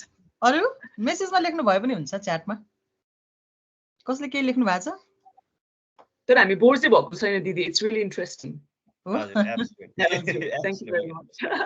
हजुर च्याटमा सर्चमा के आएको छैन, च्याटमा के आयो भने म तपाईलाई खबर गर्छु है। ओके च्याटमा लेख्दै गर्नु होला है, त तपाईहरुको पनि आइडिया, किन भन्दाखेरि यो कस्तो हुन्छ भने आइडियाहरु भनेको यो फ्लोरबाट धेरै आउँछ के, एकजनाको मात्र आइडियाले पनि हुँदैन। इन्टरेक्सन सुरु गर्दाखेरि इन्टरेक्सन सुरु गर्दाखेरि ग्रेजुअली गर्यो भने अझै बेस्ट हुन्छ होला। अनि अब कतिपय कुराहरु चाहिँ अलि एग्रेसिभ इन्टरेक्सनहरु पनि हुन्छ र जुनसुकै भए पनि जे जस्तो सुकै सिचुएसनमा पनि ग्रेजुअली सुरु गर्नुभयो भने चाहिँ अझै बेटर हुन्छ होला कि। हजुर एकदम राम्रो पोइन्ट। हाम्रो गणेश गिरीजीले पनि लेख्नु भएको छ टेक नोट्स एन्ड प्र्याक्टिस। हजुर एकदम सही हो, चाहिँ नोट चाहिँ लेख्नै पर्छ, ड्राफ्ट गर्नै पर्छ। हामीले जस्तो बोल्नु पर्ने कुराहरू हामीले यहाँ स्लाइड गरिरहेको छौँ नि, त्यो स्लाइडलाई फलो गर्दै मैले पनि त्यो गरिरहेको छु है, र केही पोइन्ट्सहरू मैले पनि नोट गरिरहेको छु। त्यस्तै हो, त्यो गर्नुपर्ने हुन्छ। तर यो फियरलाई हटाउन अब के गर्नुपर्छ होला त? मेरो नेक्स्ट स्लाइडमा हुनुपर्ने हो। हजुर अलिकति म एक्सप्लेन गर्छु। हजुर वास्तवमा is there a way to overcome a fear भनेर मैले तपाईहरुलाई क्वेशन गर्न खोजेको थिएँ हैन? Yes of course there is भनेर नेक्स्ट स्लाइडमा के छ मेरो, there is not only a way. हजुर where there is a will there is a way भनिन्छ, तर होइन, there is where there is a will there are hundreds of ways. हजुर तपाईले कुनै कुरा गर्न चाहनुहुन्छ भने त्यहाँ सयौंवटा उपायहरू हुन्छ। कुनै ठाउँमा पुग्न चाहनुहुन्छ भने त्यहाँ सयौंवटा नभए पनि 10-15 वटा बाटो हुन्छ, तपाईले त्यहाँ जान सक्नुहुन्छ। त्यसैले गर्दाखेरि yes there is a way but hundreds of them. So find out गर्न सकिन्छ। अब यहाँ मैले केही मात्रै राखेको छु, विच वर्क्स फर यु, त्यो तपाईमा डिपेन्ड गर्छ हैन, केले तपाईलाई आइडिया ट्रिगर गर्छ अथवा केले तपाईलाई कम्फर्टेबल हुन्छ अथवा तपाईलाई केले सजिलो हुन्छ, त्यो तपाईमा डिपेन्ड हुन्छ, तपाईको आफ्नो पर्सनालिटीमा। एनीवे यो चाहिँ मैले चाहिँ मोटामोटी अलिकति राखेको छु यहाँनिर। यसमा चाहिँ अब कसरी ओभरकम गर्ने हो त भन्दाखेरि अघि नै भनिहालेँ हैन, हाम्रो आफ्नो अडियन्सलाई थाहा हुनुपर्छ, को अडियन्स कसलाई सम्बोधन गर्दै हुनुहुन्छ, कोसँग कुरा गर्दै हुनुहुन्छ। तपाईले बोल्नुपर्ने टपिक्सको बारेमा थाहा हुनु पर्यो, के बारेमा तपाई बोल्दै हुनुहुन्छ। र यसमा अब टपिक्स थाहा भएर चाहिँ त्यसलाई चाहिँ अब ड्राफ्ट गरेर अब लेख्नु पर्ने हुन्छ। अघि नै हामीले त्यो गरिसकेका छौँ हैन, ड्राफ्ट गर्नुपर्छ, लेख्नु पनि पर्छ त्यसलाई। तपाईले आइडियाहरू केही ल्याउनु भयो भने त्यो सबै लेखेर प्रिपेयर गर्ने, त्यसमा प्रिपरेसन पर्छ। त्यसपछि त्यसलाई प्र्याक्टिस गर्ने हो। प्र्याक्टिस, यो प्र्याक्टिस प्रिपरेसन कसरी भन्दाखेरि मैले चाहिँ अब जब रेडियो जोइन गरेँ त्यतिखेर हाम्रो यो ट्रेनिङ पिरियड हुन्थ्यो। ट्रेनिङ पिरियडमा चाहिँ कस्तो भयो भने एउटा रुममा गएर 3 महिनासम्म त्यो बोलेकै एक्लै बोलेकै है, पढेकै त्यो म्यागजिन दिएको हुन्थ्यो अथवा कुनै पेपर हुन्थ्यो, न्युज पेपर, पढेकै घाँटी सुकुन्जेल पढ्थ्यौँ। अनि त्यसपछि त्यसले चाहिँ हाम्रो शब्दहरू क्लियर हुँदो रहेछ, क्लियर गराउने, पढेपछि धेरै जानिन्छ पनि बुझिन्छ पनि हैन त्यस विषयमा। र प्र्याक्टिस हाम्रो भोइसको, अब भोइसलाई कसरी यसलाई कता स्ट्रेस दिनुपर्ने हो, कतातिर चाहिँ यसलाई अलि उचाल्नु पर्ने हो, अलि हुन्छ नि फलिङ टोन राइजिङ टोन, सबै ग्रामरमा पढेकै हौँ हामीले अङ्ग्रेजी ग्रामरमा हैन, हो त्यो अलिअलि थाहा हुन्छ, त्यो प्र्याक्टिस हुन्छ, त्यो जरुरी हुन्छ। र अब फेस गर्नुपर्छ फियरलाई। फियरलाई फेस कसरी गर्ने त? अब त्यसमा पनि वे तरिकाहरू हुन्छन्। अब हामीलाई कोही मान्छेसँग बोल्न असजिलो लाग्छ अथवा पब्लिकमा गएर कुनै स्पिच दिन अप्ठ्यारो लाग्छ हैन, हलमा भने त्यसलाई फियर फेस गर्नुपर्ने हुन्छ। सबभन्दा यो हाम्रो सजिलो नभनौँ तर एकदमै हामीले गर्नुपर्ने कुरा चाहिँ फेसै हो। फियरलाई चाहिँ फेस गरेपछि त्यो हराउँछ, स्टेज फियरलाई पनि फेस गरेपछि त्यो हराउँछ। र फेस गर्ने भन्दैमा फेरि गएर एकैचोटि फेस गर्ने होइन। जस्तो पानीबाट डराउने मान्छेलाई एकैचोटि पानीमा हाम फाल्न लगायो भने अथवा धकेलिदियो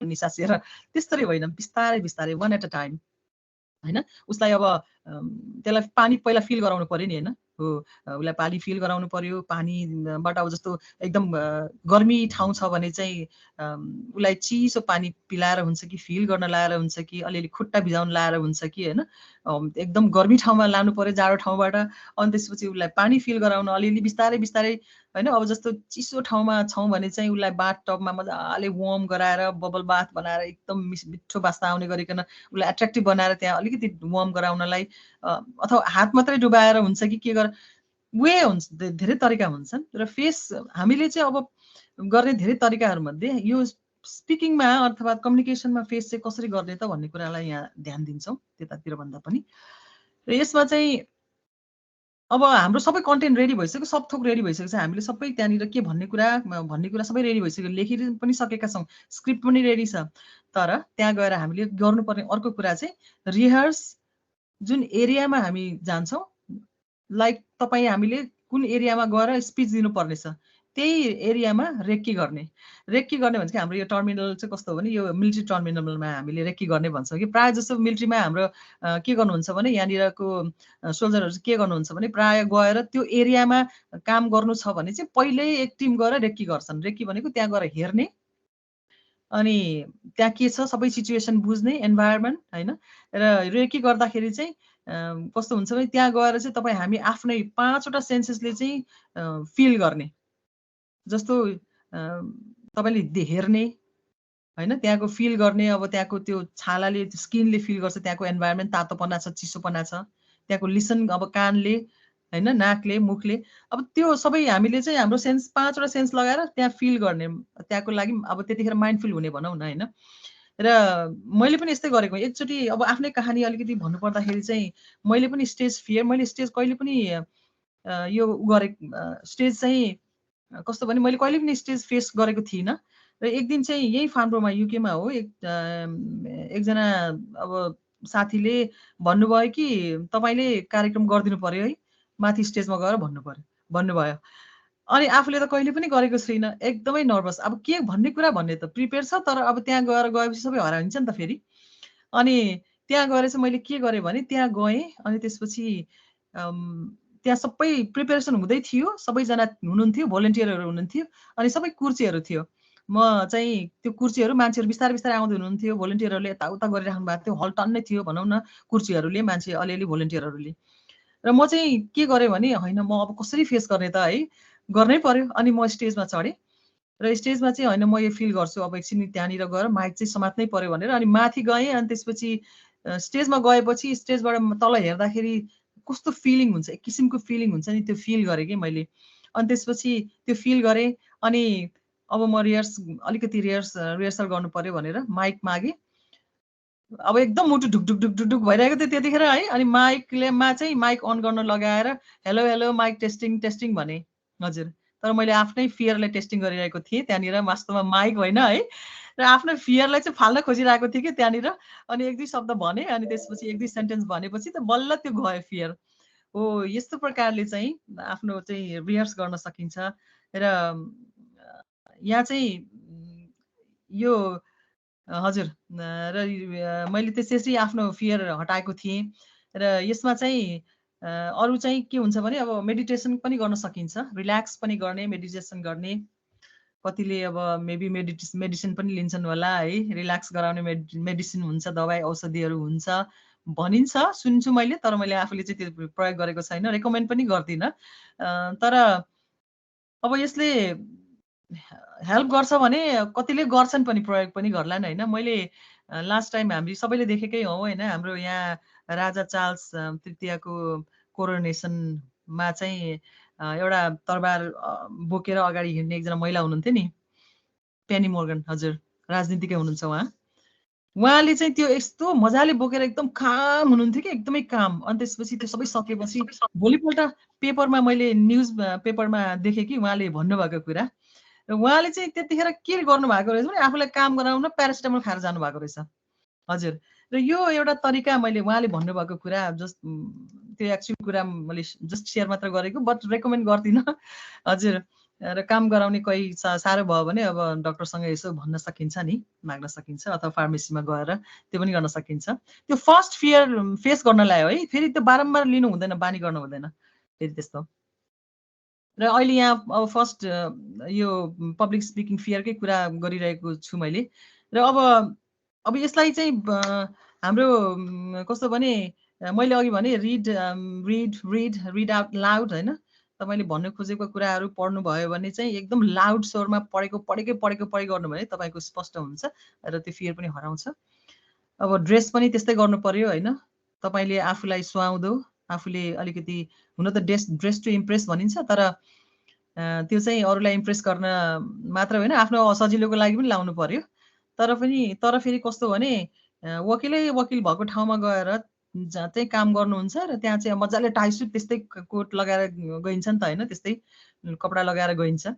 तर त्यहाँ गएर जिन्समा जानुभयो भने के हुन्छ, फेरि तपाईँको क्रेडिबिलिटी हराउँछ नि फेरि होइन, तपाईँले अपर्च्युनिटी गुमाउनुहुन्छ फेरि त्यस्तै ड्रेसअप गरेर जानुभयो भने हो। तर आफूलाई कम्फोर्टेबल चाहिँ हुनु पर्यो, ड्रेस पनि त्यस्तो हुनु पर्यो, अलिकति चिटिक्क आइरन साइरन लगाएर होइन आफूलाई कम्फोर्टेबल लगाउनु पर्यो, सजिलो हुन्छ, ताकि तपाईँको कन्सन्ट्रेसन नहराओस्, अन्यत्र नबाडियोस्। अब बडी ल्याङ्ग्वेज सिधा बस्नु पर्यो, अनि यसै गरिकन तपाईँको यो बडी सिधा हुनु पर्यो, कुम सिधा हुनु पर्यो, छाती अलिकति खुलिएको हुनु पर्यो होइन, सिधा हेर्नु पर्यो बोल्दाखेरि। अनि मान्छेको आँखामा पनि हेर्नु पर्यो। अघि आँखाको कुरा गर्नुभएको थियो है हाम्रो मनोजीले, आँखा र यो आँखामा यहाँ चाहिँ जुदाएर बोल्नुपर्ने हुन्छ, आँखामा आँखा हेरेर बोल्नुपर्ने हुन्छ, अनि मात्र कन्फिडेन्ट भएको र तपाईँले विश्वास गर्छन् भनेर भनिन्छ। त्यो पनि हो, एउटा साइकोलोजिकल हिसाबले हो पनि। तर यदि हेर्न सकिएन भने के गर्ने, बडी ल्याङ्ग्वेज होइन, तपाईँले अब बडी ल्याङ्ग्वेजमा चाहिँ के आउँछ भने मुभ, त्यो पनि आउँछ एउटा। र आँखामा आँखा जुदाएर हेर्न सक्नु भएन भने आँखामै हेरिरहनु पर्छ भन्ने के छ र, कहिले कानमा हेर्नुहोस्, कहिले आँखामा, फेरि आँखामा हेर्नुहोस्, कहिले नाकमा हेर्नुहोस्, फेरि आँखामा हेर्नुहोस् होइन, त्यो फ्लिक गरे भइहाल्यो नि, किन त्यो आँखामै हेरिरहनु पर्छ भन्ने के छ र है। मेरो आफ्नो त्यो एउटा हुन्छ नि, त्यो गर्न सकिन्छ भन्ने मेरो आफ्नो एउटा थिङ्किङ मात्रै हो। एनिवे, तर आँखामा चाहिँ हेरिरहनुहोस्, हजुर हेर्न चाहिँ पर्छ। अनि तर अब एकदम घोरेर पनि हेर्नुहोस्, किन हेरिरहनु पर्यो, हेर्न सकिँदैन भने कहिले यता भइहाल्छ होइन। तर अब कतिले चाहिँ त्यो आँखा चाहिँ यता साइडमा घुमाउने हो भने, यता हेर्ने हो भने चाहिँ ढाँटेको भन्ने पनि बुझ्छन्, यसले सही भनेको छैन भन्ने बुझ्छन्, तर त्यस्तो होइन, हेरि चाहिँ माथि आँखा वरिपरि चाहिँ हेरिरहनुहोस्, त्यहीँ फोकस चाहिँ हुनुहोस्। र यस्तै गरिकन अब पब्लिक स्पिकिङ क्लबहरू जोइन गर्न सकिन्छ आफूलाई यो फियर हटाउनको लागि, यसबाट डर हटाउनको लागि। पब्लिक स्पिकिङ क्लब, तपाईँहरूले टोस्ट मास्टर सुन्नु भएको छ कि भएको छैन, यहाँ बेलायतमा संसारभरि नै छ टोस्ट मास्टर, र त्यसमा जोइन गर्न सकिन्छ। त्यहाँ चाहिँ प्र्याक्टिस गर्छन् उनीहरूले, फिजिकल प्र्याक्टिस गर्छन् र आफ्नो फियर हटाउँछन् र कन्फिडेन्ट पनि बढाउँछन् पब्लिक स्पिकिङमा। र यस्तै भोलिन्टियर पनि गर्न सकिन्छ, धेरै यस्ता संस्थाहरू हुन्छन्, संस्थामा भोलिन्टियर गर्ने अनि कसैलाई मद्दत गर्ने होइन, र च्यारिटी इभेन्टहरूमा भाग लिने, भोलिन्टियर गर्ने गऱ्यो भने धेरै कुरा त्यहाँबाट हामीले ओभरकम गर्न सक्छौँ।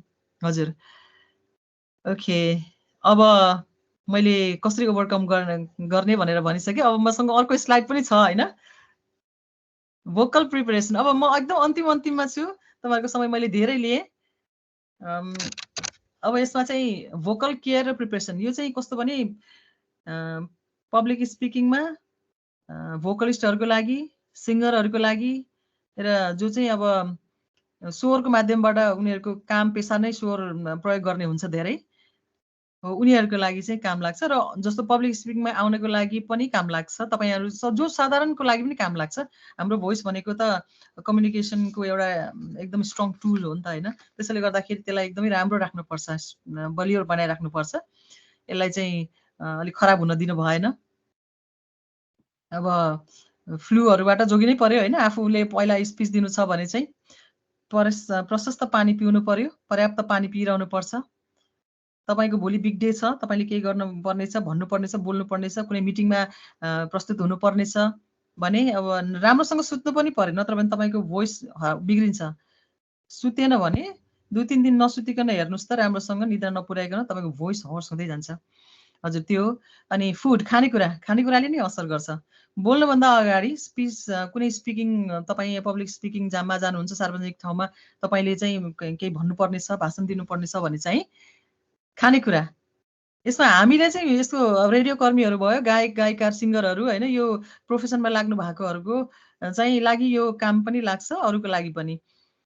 यसमा चाहिँ हामीले के गर्दैनौँ भने यो बोल्नुभन्दा अगाडि चाहिँ दही, दुध अनि यो सिट्रिक फ्रुटहरू भए, अमिलो खाने कुराहरू, अमिलो अलिकति स्पाइसी फुडहरू, यस्तोहरू चाहिँ हामी खाँदैनौँ, एभोइड गर्छौँ। किन भन्दाखेरि यसले चाहिँ तपाईँको एसिड रिफ्लक्स गरिदिन्छ, पेटमा गएर पेट फुलिन्छ, अथवा एसिड त्यसले चाहिँ तपाईँ हाम्रो भोइसलाई चाहिँ भोकल कर्डलाई बिगार्छ। त्यसैले गर्दाखेरि चाहिँ यो हामीले यो बोल्नुभन्दा अगाडि चाहिँ यो गर्नु हुँदैन। यो खानेकुराहरू भनौँ न, यस्तो खानाहरूले चाहिँ अलिकति हाम्रो भोइसलाई चाहिँ भोकल कर्डलाई असर गर्छ, बिगारिदिन्छ।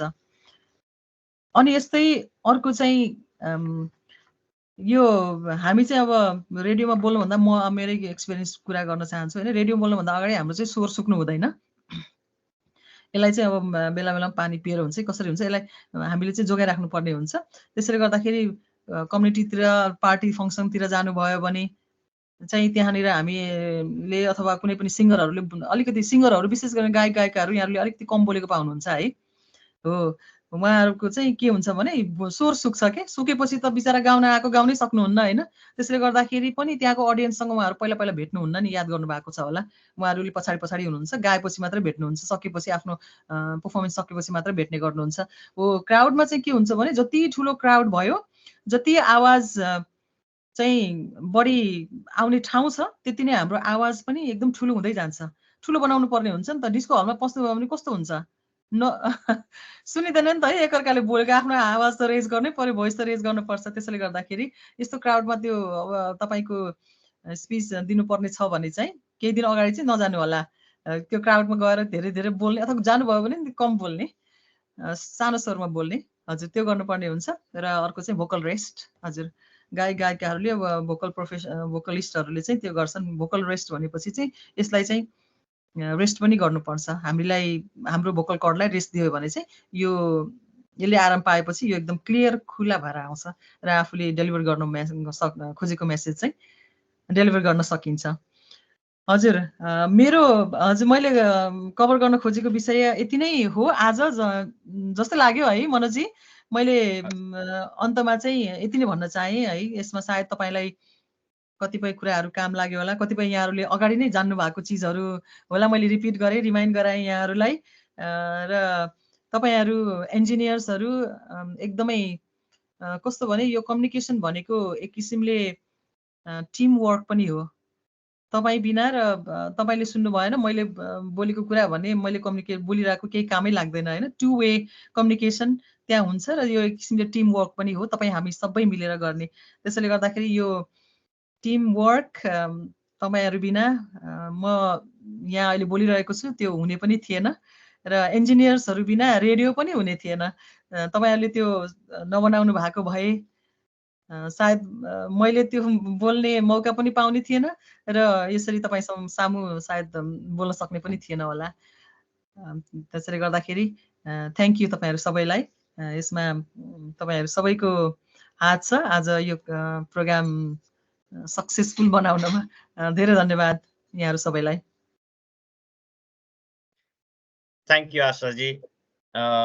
Another brilliant presentation हजुरबाट, more than what I was expecting. So absolutely great presentation. So उहाँले कभर गर्नुभएको कति कुराहरू जस्तै हामी कति एक्सट्रोभर्ट इन्ट्रोभर्ट होइन, सक्यो भने एम्बिभर्टतिर आउने होइन, एक साइडमा बस्नुभन्दादेखि लिएर तपाईँको लिसनिङ, पब्लिक स्पिकिङ, एकदमै ग्रेट स्टफहरू। जस्तै पब्लिक स्पिकिङमा चाहिँ जस्तै मैले देखेको चाहिँ हाम्रो सोसाइटीमा चाहिँ लेट्स चाहिँ हाम्रो अब मच्योर्ड इन्जिनियर्सहरू हुनुहुन्छ, who are going to be let's चाहिँ company directors, they will have to go and speak with a lot of crowd. सो त्यस्तो स्टेटहरूको लागि चाहिँ प्रिपेयर गर्नुको लागि आजको सेसनले एकदमै हेल्प पुऱ्याएको छ भन्ने मैले आशा लिएको छु। So thank you Ashaji. मेरो तर्फबाट चाहिँ तपाईँलाई कुनै पनि क्वेसन छैन, बट हाम्रो एटेन्डिजहरूबाट कुनै क्वेसन छ भने please feel free to ask now. हुन त म यसको एक्सपर्ट होइन, त्यो फिल्डमा काम गरेको भएर मात्र मैले आफ्नो अनुभव सेयर गरेँ होइन। अरूले भनेका कुरा, पढेका कुरा, हेरेका देखेका कुराहरू सेयर गरेँ तपाईँसँग, यहाँहरूसँग।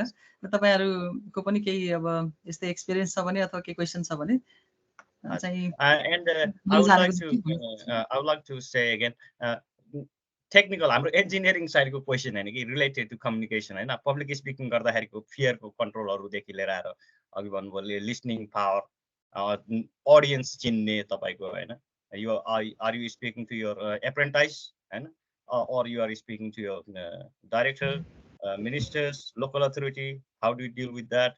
So things like that. So communication को बारेमा चाहिँ तपाईले चाहिँ क्वेशन गर्नु होला। प्लिज म्युट हुनुहुन्छ होला सबै, मेरो विचारमा अनम्युट गरेर क्वेशन सोध्नु होला है, सोध्नु।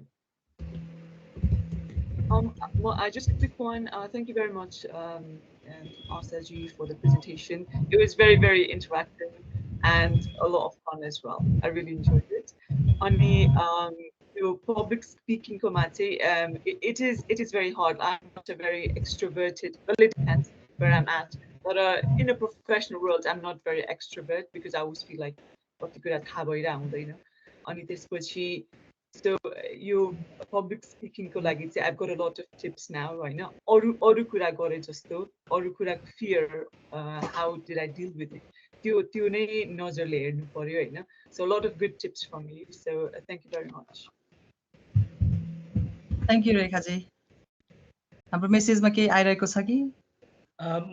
मेरो सानो प्रश्न आशाज्यूलाई, हजुर जिज्ञासा मात्रै भनौँ। अब तपाईँ त्यो रेडियोमा काम गर्नुहुन्छ, रेडियो पछाडिबाट बोल्न र अनि तपाईँ स्टेजमा अगाडि गएर बोल्दाखेरि कस्तो फरक पाउनुहुन्छ?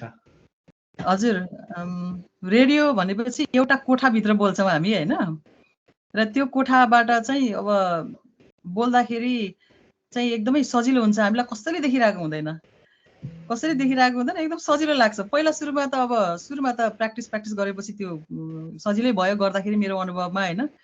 तर स्टेजमा जाँदाखेरि चाहिँ ओपन ठाउँमा गएर त्यो सम्बोधन गर्ने हो भने चाहिँ अझै पनि पसिना आउँछ मलाई। हजुर गाह्रो हुन्छ र मैले पनि धेरै गरेको छैन, 1-2 चोटि मात्रै हो, र त्यो गर्दाखेरि मैले आफ्नो एक्सपिरियन्स पनि बताएँ। फरक छ पक्कै पनि। यस्तो लार्ज क्राउडलाई यो फिजिकली त्यहाँ भएर सम्बोधन गर्दाखेरि पक्कै पनि डिफिकल्ट हुन्छ, र त्यसको लागि चाहिँ पक्का यो एकदमै प्रिपेयर चाहिँ पक्का गर्नुपर्ने हुन्छ। हजुर, र प्रिपेयर गरेर गएपछि मात्रै तपाईले त्यहाँ सक्नुहुन्छ, हैन भने सबै कुरा बिर्सिन्छ है। र कस्तो भने कोही चाहिँ गड गिफ्टेड हुन्छन् कि यसमा चाहिँ, फेरि हाम्रो नेताहरू हेर्नुहोस् न हैन, यो पोलिटिसियनहरू एकदम गड गिफ्टेडै हुन्छन्, तर उनीहरूले पनि बोल्नुभन्दा अगाडि चाहिँ होमवर्क गरेका हुन्छन् माइन्डमा चाहिँ है। माइन्डमा चाहिँ होमवर्क गरिरहेका हुन्छन्, यो बोल्ने ऊ नबोल्ने भनेर चाहिँ। त्यो चाहिँ गर्नै पर्ने हुन्छ, चाहे जुनसुकै कम्पनीको सिइओ, बोर्ड मेम्बर हैन, जहाँ मिटिङमा ठुला डाइरेक्टरहरू हुन् अथवा साधारण इम्प्लोइ, जसले पनि इभन डाइरेक्टरहरूले पनि त्यो माइन्डमा चाहिँ के बोल्ने भन्ने कुरा चाहिँ अलरेडी उनीहरूले हिसाब किताब गरेर होमवर्क गरेर राखिसकेका हुन्छन्। त्यसो कारण नत्र भने त्यो त्यहाँ गएर त्यो त्यति सजिलैसँग उनीहरूले जति इफेक्टिभली प्रभावकारी तरिकाले भन्छन् नि त्यति चाहिँ सकिँदैन। गएर इमिडिएटली तपाईँलाई कसैले हुमिदियो भने चाहिँ न स्टेजमा सकिन्छ, न रेडियोमा सकिन्छ, न कहीँ पनि सकिन्छ। हजुर, त्यसैले गर्दाखेरि चाहिँ जस्तो कुनै कार्यालयमा चाहिँ हामीले त्यस्तै फेस गर्नु पर्यो भने चाहिँ सुरुमा अब आफ्नो कलिगहरूसँग चाहिँ परिचय लिनु पर्यो नि त हैन, बिस्तारै परिचय गर्नु पर्यो, उनीहरूसँग कहिलेकाहीँ भेटघाट गर्ने। अब यहाँ चाहिँ क्लबतिर पबतिर जाने चलन छ हैन, बाहिर आउट अफ अफिस पनि भेट्ने। त्यो गर्दाखेरि चाहिँ इजी हुन्छ कि सजिलो हुन्छ त्यो आफूले चिन्जान गरेपछि चाहिँ। र यसमा धेरै कुरा छ, कम्युनिकेसनको भास्ट हुन्छ है। अब त्यसमा अलिकति मात्रै हामीले कभर गर्यौं। आई होप यो एकदम हेल्पफुल रह्यो होला। चिरनजी, थ्याङ्क यू क्वेसनको लागि। तर तपाईँले भन्नुभएको जान्न चाहनु भएको जिज्ञासा मैले पुरा गरेन। होइन, त्यही हो। होइन, मलाई पनि अब प्रत्यक्ष रूपमा इन्टरभ्यू गर्दा पनि अलिकति माइक्रोसफ्ट टिममा गर्दा र प्रत्यक्ष जाँदाखेरि अलिकति फरक पाउँछु मैले पनि। अलिकति कन्फिडेन्ट, अलिकति आफसा अलिकति राम्रो भइरहेको हुन्छ टिमतिर भागतिर हैन। वेरे अब तपाईँ फिजिकल जानुभयो भने फिजिकली फेस गर्दाखेरि अलिकति फरक पाएको हुनाले अब तपाईँ त धेरै काम गर्नुहुन्छ रेडियोमा, त्यही भएर मेरो जिज्ञासा त्यसको लागि थियो। प्रेजेन्टेसनको लागि धन्यवाद तपाईँ र अनि रेखाजी, दुवैबाट धेरै कुराहरू सिक्न पाएँ मैले चाहिँ, सबैजनाले पाउनु भयो होला। Thank you. अनि मनोज भाइ, थ्याङ्क यू फर कोअर्डिनेटिङ। च्याटमा एउटा क्वेसन छ, क्वेसन म पढ्छु। योगेश घिमिरेजीले सोध्नु भएको छ, how to share our feelings of our emotions in English like to make other people understand emotions like happiness, sad, urgency, awkwardness, feelings of pause, feelings to stop conversation. यो रेखाजी आशाजी दुवैजनाको लागि। अब इङ्ग्लिसमा कसरी कन्भर्सेसन कसरी चाहिँ उ गर्ने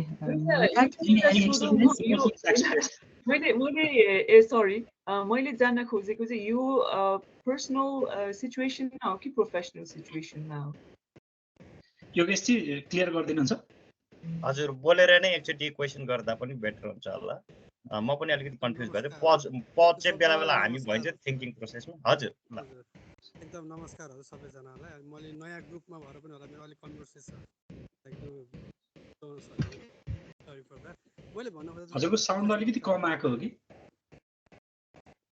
हामी जस्तै यो प्रोफेसनली कुरा गर्दाखेरि पनि अब पर्सनली कुरा गर्दा पनि मेन त प्रोफेसनल जस्तै कहिलेकाहीँ अब हाम्रो ब्याड डे भएको हुनसक्छ घरमा अथवा काममै पनि कुनै एक्टिभ नभएको हुन्छ, त्यतिखेर चाहिँ हो त्यस बेलामा चाहिँ हामीले अब इन्जिनियरलाई अथवा लाइन म्यानेजरहरूलाई बुझाउँदाखेरि चाहिँ उनीहरूले हाम्रो फिलिङ्स अलिकति नबुझ्दा जस्तो मैले आफूले फिल गरेर चाहिँ लाइक हाम्रो इमोसन्सहरू अब whether I'm being a bit अझै मलाई हेल्थ वाइज अलिकति आइएम एक्टिभ छुइनँ कि त्यस्तोमा मैले फिल गरेको क्वेसन त्यस्तो हो। पर्सनल प्लस प्रोफेसनल मिल्छ। या प्रोफेसनल वर्ल्डमा मैले चाहिँ अब मेरो वर्किङ लाइफमा my job is quite flexible. Normally site visits and so once or twice a week, but the rest of the time I'm at home. We work on our, like, we don't have a team of people that we work with. So, and then there is life, so there is a lot of things going on. So when I have any sort of, if I'm not able to work because of my personal situation, I know, I'll let my manager know ahead of time. I know, or yadi if I'm having like not a great time on that day, I will always I have the, let's say, either by just a team message, it might depend on the company as well. I know that like maybe some people they have to go to work every day. And it's a different situation on the socks. Mostly, I can just let my manager know. In the mornings, I'm a bit more productive. So my mornings match it is to internal, afno management or colleagues or some meetings at the because morning I just need to arrange my day. And then I'm a bit more productive. So afternoon so I've let that know to my team. So that if they see it in my calendar, like okay, from like 8 to 12, let's say, today time they're not gonna just start asking me questions or anything like such. I don't know if I've answered your question. Do you go to work every day or need to deal team हजुर त्यस्तो situation suppose you are not feeling well or त्यतिखेर पनि काममा गएर चाहिँ if you have to explain they have paid us, so they need us to work. तर त्यो सिचुएसनमा मलाई चाहिँ त्यस्तो अप्ठ्यारो भएको थियो क्या कम्युनिकेट इङ्ग्लिसमा चाहिँ फर्स्टमा चाहिँ इङ्ग्लिस कम्युनिकेसनमा चाहिँ to make him understand that okay, I'm not in mood to work or I'm not feeling well. I think you have to be very. I think one of the things is you have to like have a good approach. I know. You have to have a reason why you can't. So it's not like I'm going to my mood off some but what is the reason behind it? I know, like maybe mero garma something is happening. Maybe physically, like mero health ramro chaina. So for 2 hours I won't be able to work. But I can work afterwards if that helps. Maybe if I'm not there 10 to 12, maybe I can work from 4 to 6 to make up my hours.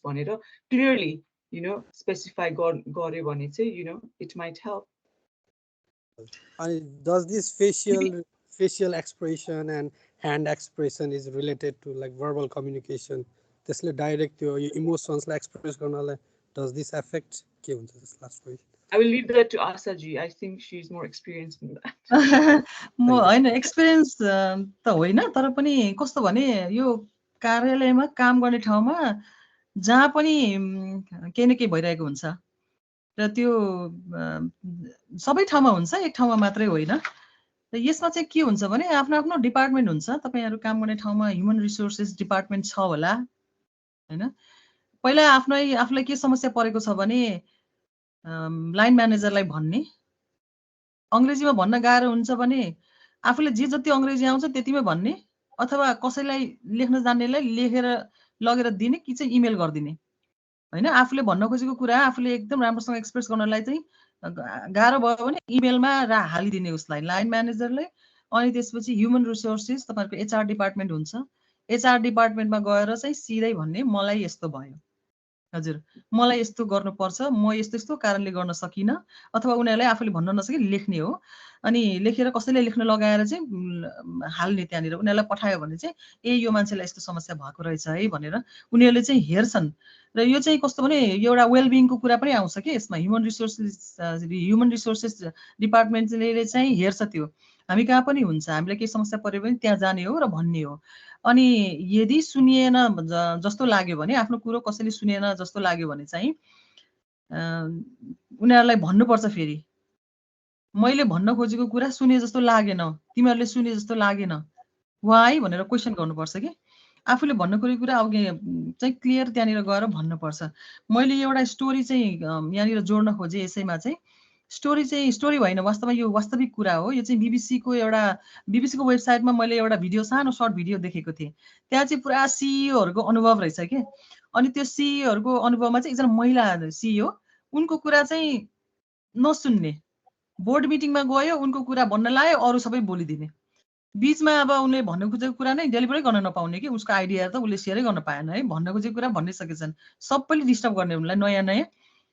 अनि त्यो एकचोटि होइन दुईचोटि होइन, अब त्यो experience भयो उनको, अब कार्यालयमा पनि त्यस्तै गर्नेहरूले। अनि त्यसपछि उनले के भनिन्, गएर भनिन् आफ्नो बोसलाई, यो ह्युमन रिसोर्सेस डिपार्टमेन्टमा के भनिन् भने उनले भनेको त्यो भिडियो सहित सेयर गरेको थिइन्, मैले त्यो हेरेको थिएँ। अहिले त छैन होला त्यहाँ है, नाम पनि आएन, कम्पनी पनि आएन, तर उनले भनेको कुरा मैले त्यहाँ देखेको थिएँ। र उनले चाहिँ के भनिन् भने आफ्नो त्यहाँ कार्यालयमा चाहिँ आफ्नो बोसलाई, त्यहाँनिर अब आफ्नो लाइन म्यानेजर हुन्छ नि त एक अगाडि, उनीहरूलाई, अनि त्यसपछि बोर्ड मेम्बरका एक दुईवटा त्यहाँनिर मिटिङ होस्ट गर्नेहरूलाई, उनीहरूलाई चाहिँ मैले यो भन्न खोजेको कुरा यिनीहरूले चाहिँ मलाई भन्न दिएका छैनन्, मैले भन्न पाएको छैन, मैले सुनाउनै पाएको छैन, आफ्नो कुरा राख्न पाएको छैन, जहिले पनि मेरो कुरा काटिन्छ भनेर उनले क्लियरली त्यतिखेर भनिन्।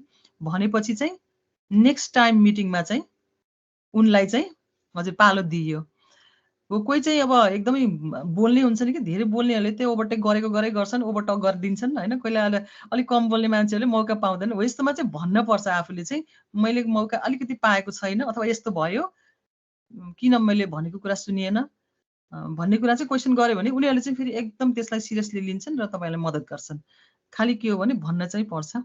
बच्चा रोएपछि नै आमाले चाहिँ अब ए भोक लागेछ बच्चालाई भनेर दुध पिलाउँछ नि त, त्यस्तै एक्ज्याक्टली काममा पनि त्यस्तै हो। त्यसले गर्दाखेरि त्यो सबै ठाउँमा हुन्छ, त्यो एक ठाउँमा मात्रै होइन।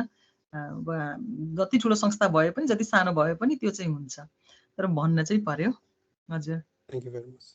थ्याङ्क यू दाजु। हजुर, अनि क्विक एउटा एड गर्नुपर्दा चाहिँ, सो तपाईँको कुनै कन्सर्न त्यो छुट्टै नर्मल मान्छेहरूको भन्दा छुट्टै कन्सर्न छ भने what I normally do is I say clearly I want to speak to you in private. सुरुमै हैन, इनिसियलमा नै I want to speak to you in private भन्ने बित्तिकै they understand it's a different maybe serious thing भनेर अलिकति प्राइभेटमा लाँदा कुरा गर्दा चाहिँ नर्मल हिँड्दा हिँड्दै हुन्छ नि कुरा, काम गर्दा गर्दै भन्ने हैन कि I want to speak to you in private भनेपछि they automatically think त्यो हुन्छ नि अर्कै लेभलमा के, and they will listen to you what you're saying.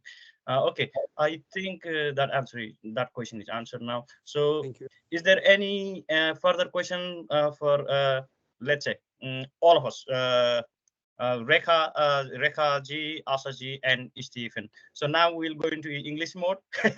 so Stephen will be included as well. So yes, final any questions for all of our speakers and related to communication, please.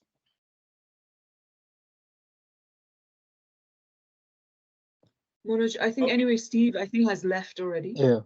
Oh, okay. So yeah, I did inform him previously that if he's like he should be. Message लेखेको थियो कि Okay, that he's perfect. yeah. Yes. Sorry, just one thing. मेरो एक्सपिरियन्समा चाहिँ जस्तो अघि मैले रेखाजीको सुने तपाईँको यो प्रोनाउन्सिएसन एकदम इम्पोर्टेन्ट हुन्छ अनि हाम्रो समस्या चाहिँ के रहेछ के हो भने हामी चाहिँ it's difficult to unlearn our bad practice and when you cannot express yourself very effectively and then you lose your credibility even if you were communicating what you want to say, but still the attention, you cannot grab the attention as much as you can if you are like your pronunciation or your way of expression is similar to the native speaker. That's the problem. त्यो चाहिँ मैले एकदमै भोगिरहेको छु क्या भोग्दै आएको थ्रुआउट my career end त्यो unlearn गर्न चाहिँ हामीले सायद अलिक प्र्याक्टिस गर्नुपर्छ होला कुन कुराहरू चाहिँ हामीले एकदमै ब्याड लिया प्रोनाउन्स गर्छ जब तपाईँ ब्याडली प्रोनाउन्स गर्नु भने बुझ्दैन कि उनीहरूले त्यो एक्सन एगेन एन्ड एगेन अनि इरिटेट युर सेल्फ अनि त्यो गरेर फेरि ब्याक टु गरेर अहिले चाहिँ कस्तो छ भने अहिलेको प्रविधिमा चाहिँ तपाईँले अब जहाँ पनि सुन्न सक्नुहुन्छ नि त होइन तपाईँले चाहिँ एपहरूमा डाउनलोड गरेर एपमा सुन्न सक्नुहुन्छ अनि प्र्याक्टिस गर्न सक्नुहुन्छ I think that does help you to unlearn your bad practice and that make you effective speaker when you require to speak with people that's my experience share गरेको मात्रै मैले Thank you, Chiranji. So yes, so the हामीले सुरु चिरञ्जीबाटै सुरु भयो. So हाम्रो next stage, this is a discussion experience sharing stage. Let's say चिरञ्जीले अघि भर्खर सुरु गर्नुभयो त्यो मैले भन्न खोजिरहेको थिएँ. ठ्याक्कै त्यही अब हामीले सुरु गर्दैछौँ. So it's a discussion phase. तपाईहरुको कुनै एक्सपिरियन्स छ जहाँबाट तपाईले चाहिँ तपाईले शेयर गर्नुभयो भने अरूले लर्न गर्ने कुराहरू यो कम्युनिकेसन साइडको विषयमा छ भने please feel free to share your experience. I think best would be if you raise your hand in Teams and then we will give you opportunity, right? Please raise your hand if you want to share your experience. मनै सुरु गर्नु पर्ला त्यसो भए ए रविजीले उठाउनु भयो रविजीलाई म quick एउटा शेयर गरिहाल्छु है मेरो अनि त्यसपछि तपाईकोबाट गर्यो अनि मेरो एउटा शेयर गर्छु जस्तै कम्युनिकेट गर्दाखेरि जस्तै म क्लाइन्टहरुसँग कुरा गर्नु परिरहेको हुन्छ मेरो चाहिँ अब फिल्डमा चाहिँ अब घर भत्काउने घर बनाउने यो हो फिल्ड है गर्दाखेरि चाहिँ कम्युनिकेसन गर्छु म फोनमा है त अब फोनमा कम्युनिकेसन गर्छु बिल्डरसँग बिल्डरले भन्छ यो wall this wall I need to take it down भन्छ मैले चाहिँ which one and then like he is saying from the back garden हेर्दाखेरि भन्दा ब्याक गार्डन मैले ड्राइङमा हेर्नु पर्ने हुन्छ नि त्यो इट्स त्यो ल्याग हुन्छ के त्यो कम्युनिकेसनको बिचमा के कुन चाहिँ भन्न खोजे मैले बुझिरहन मैले भन्न खोजेको कहाँ हो उसले थाहा पाइरहन गर्दा जस्तै सेम ड्राइङ एकैचोटी are you opening this drawing हैन ड्राइङ नम्बर यो हेरेको make sure they are looking at that हैन त्यो त्यसरी कुरा गर्दाखेरि चाहिँ एउटा बेस बन्छ के एउटा माध्यम बन्छ जुनबाट चाहिँ हामीले चाहिँ एउटै कुरामा हेरिरहेछौँ एउटै कुरा गरिरहेछौँ हैन त्यो एउटा मेरो एक्सपिरियन्स है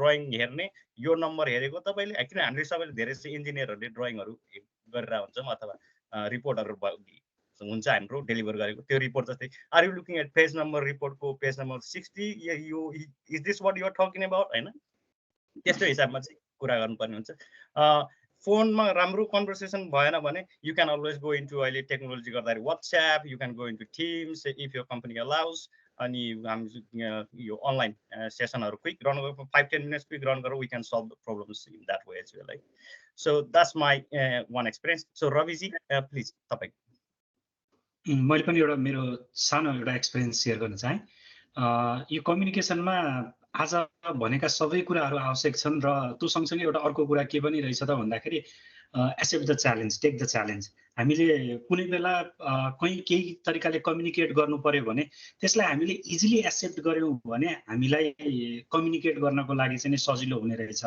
हामी त्यसलाई यदि सुरुमा हामीले एक्सेप्ट गर्न सकेनौँ भने पक्कै पनि हामीलाई अप्ठ्यारो हुन्छ मलाई एकचोटि के भएको थियो भने म एउटा कन्फरेन्समा गएको थिएँ त्यो कन्फरेन्समा जाँदाखेरि म 2 नाइट्स म सुत्न पाएको थिइनँ अगाडि ट्राभलले गर्दाखेरि र कन्फरेन्सको सेकेन्ड डेको दिनमा कस्तो भयो भने म त्यो अगाडि नसुतेको कारणले म बिहान छिटो उठ्न सकिनँ अनि तर त्यो कन्फरेन्सको एउटा सेसनमा सेभरल सेसन्सहरू रन भइराखेको थियो एउटा सेसनमा चाहिँ त्यहाँको सेसन चेयर टेक्निकल प्रब्लमले गर्दाखेरि सेसन चेयरले त्यहाँ उपस्थित हुन सक्नु भएन र मलाई मेरो फिल्डसँग मिल्ने भएको कारणले गर्दाखेरि मलाई त्यो सेसन चेयर गर्नको लागि उनीहरूले सल्लाह गरेर राखिसकेको रहेछन्, म चाहिँ उठेकै छैन।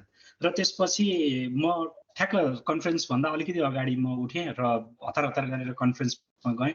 कन्फरेन्समा म हलभित्र इन्ट्रो हुने बित्तिकै मलाई के भने you are chairing the session, so I hope you will not have a problem भनेर भने।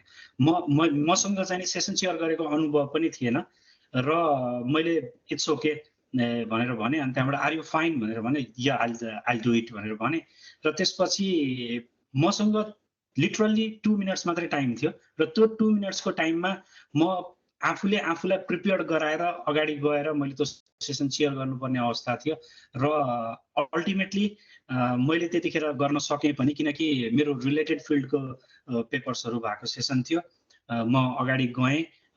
मैले त्यो 2 मिनट्सको टाइममा मैले के गरेँ त भन्दाखेरि सबभन्दा पहिला आई डु इट भनेर एक्सेप्ट गरेँ र त्यसपछि मैले त्यो 2 मिनट्सको टाइममा what my colleagues use to do, session chair गर्दाखेरि उहाँहरूले कसरी प्रेजेन्ट गर्नुहुन्थ्यो, के गर्नुहुन्थ्यो भन्ने कुरा सर सबै मैले रिकल गरेर म अगाडि गएर चेयरमा बसेँ। अनि त्यसपछि मैले सेसन टेक ओभर गरेँ र त्यो गर्दाखेरि सेसन स्मुथली गयो।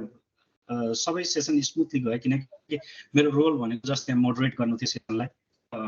मैले स्पिकरसँग कम्युनिकेट गर्नुपर्ने थियो, अडियन्ससँग कम्युनिकेट गर्नुपर्ने थियो थोरै मात्रामा, तर कस्तो भने सेसन एकदम स्मुथली गयो। र पछि मैले यसो फिल गरेँ, म त्यतिखेर अल्मलिएको भए, मैले सेसन यदि मैले त्यो च्यालेन्जलाई एक्सेप्ट नगरेको भए मसँग त्यो अनुभव मैले लिएर आउन पाउँथिनँ त्यो कन्फरेन्सबाट। र त्यसपछि अब मैले इमिडिएटली थर्ड डे पनि मैले अर्को सेसन चेयर गरेँ र both the sessions were well. So that's why मेरो अनुभवमा चाहिँ एट इन्स्ट्यान्ट हामीले त्यसलाई एक्सेप्ट गरेर हामीले आफूले सकेको तरिकाले प्रेजेन्ट गर्न सक्यौँ भने will develop communication skills from there too. Thank you. भन्छ grabbing the opportunity when you get accepted, never leave it. Yes, exactly. हजुर, आई थिङ्क सङ्गीताजीले अथवा अर्को एकजनाले हात उठाउनु भएको थियो अघि जस्तो लागेको थियो मलाई। तपाईँहरूको कसैले के भन्न चाहनुहुन्छ भने प्लिज हात उठाइदिनु होला है। हजुर, मैले उठाएको थिएँ मनोजी। हजुर, थ्याङ्क यू। हजुर हजुर। यो चाहिँ कस्तो छ भन्दाखेरि मेरो म अन्डर ग्रेजुएट पढ्दाखेरिको नेपाल हुँदाखेरि नै एउटा हाम्रो कलेजमा चाहिँ टकिङ माइन्ड्स भन्ने सोसाइटी थियो, क्लब थियो भनौँ न, जहाँ चाहिँ त्यतिखेर नै क्वेसनहरू दिइन्थ्यो अथवा कुनै टपिक दिइन्थ्यो र त्यतिखेरै बोल्नु पर्ने, इङ्ग्लिसमा बोल्नु पर्ने 5 मिनटसम्म भन्ने थियो।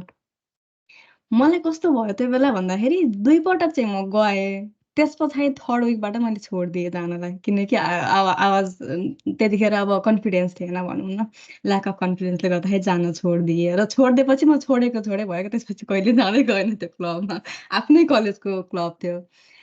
तर पछि अब अहिले मैले ब्याक फर्केर हेर्दाखेरि चाहिँ वाट आई फिल कि जानी नजानी भए पनि त्यो बेला थोरै कन्फिडेन्स बढाएर म त्यहाँ पार्टिसिपेट गरिराखेको भए विकली चाहिँ I would be improve a lot जस्तो लाग्छ। र त्यतिखेर मिस गरेको अपर्च्युनिटिज चाहिँ त्यतिखेर मैले थुप्रै अपर्च्युनिटिजहरू मिस गरेँ जस्तो लाग्छ, जुन चाहिँ अहिले मैले कुनै कामहरू अथवा कुनै अपर्च्युनिटिज पाएको छु भने चाहिँ just because of lack of communication I don't give up, I try.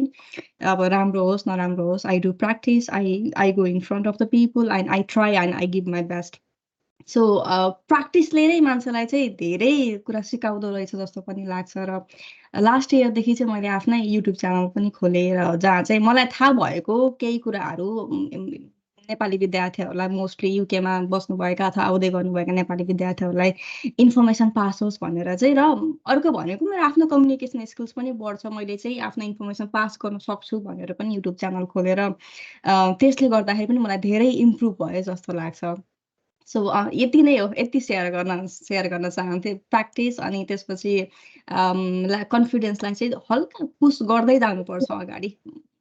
जो पनि डराउँछ होइन, कुनै पनि प्रोग्राम चलाउँदाखेरि अथवा तपाईँ प्रेजेन्ट गर्दाखेरि, इफ यु गो समवेयर कुनै नयाँ मान्छेसँग कन्भर्सेसन गर्दाखेरि पनि डर लाग्छ, तर it's okay, you have to handle it, take the opportunity, do not miss the chance like I did in my bachelor's degree. Thank you. Thank you, Sangeeta ji, and I will make sure that I'm following and subscribe. I'm subscribed to your channel as well.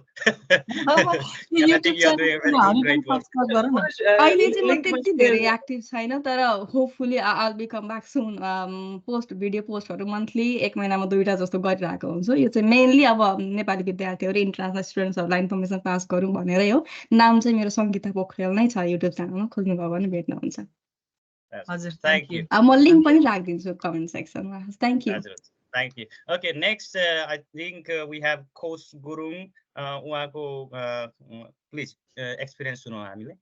Coach ji please. Hello Manoj experience त होइन सानो comment मात्रै गरौँ भनेर firstly रेखा चाहिँ great presentation होइन अनि mainly चाहिँ नि आशाजीलाई धन्यवाद पहिलेदेखि सुनिरहेको रेडियोमा आज फेसमा हेर्नु पाउँदा एकदम खुसी लाग्यो के भन्ने बिग फ्यान भनौँ के हो त्यसको लागि थ्याङ्क यू भेरी मच भन्नमा मात्रै थ्याङ्क यू थ्याङ्क यू तपाईँलाई पनि सुनिदिनु भएकोमा हामीलाई बियर गरिदिनु भएकोमा अहिलेसम्म thanks Okay, any more experiences share गर्न चाहनुहुन्छ please?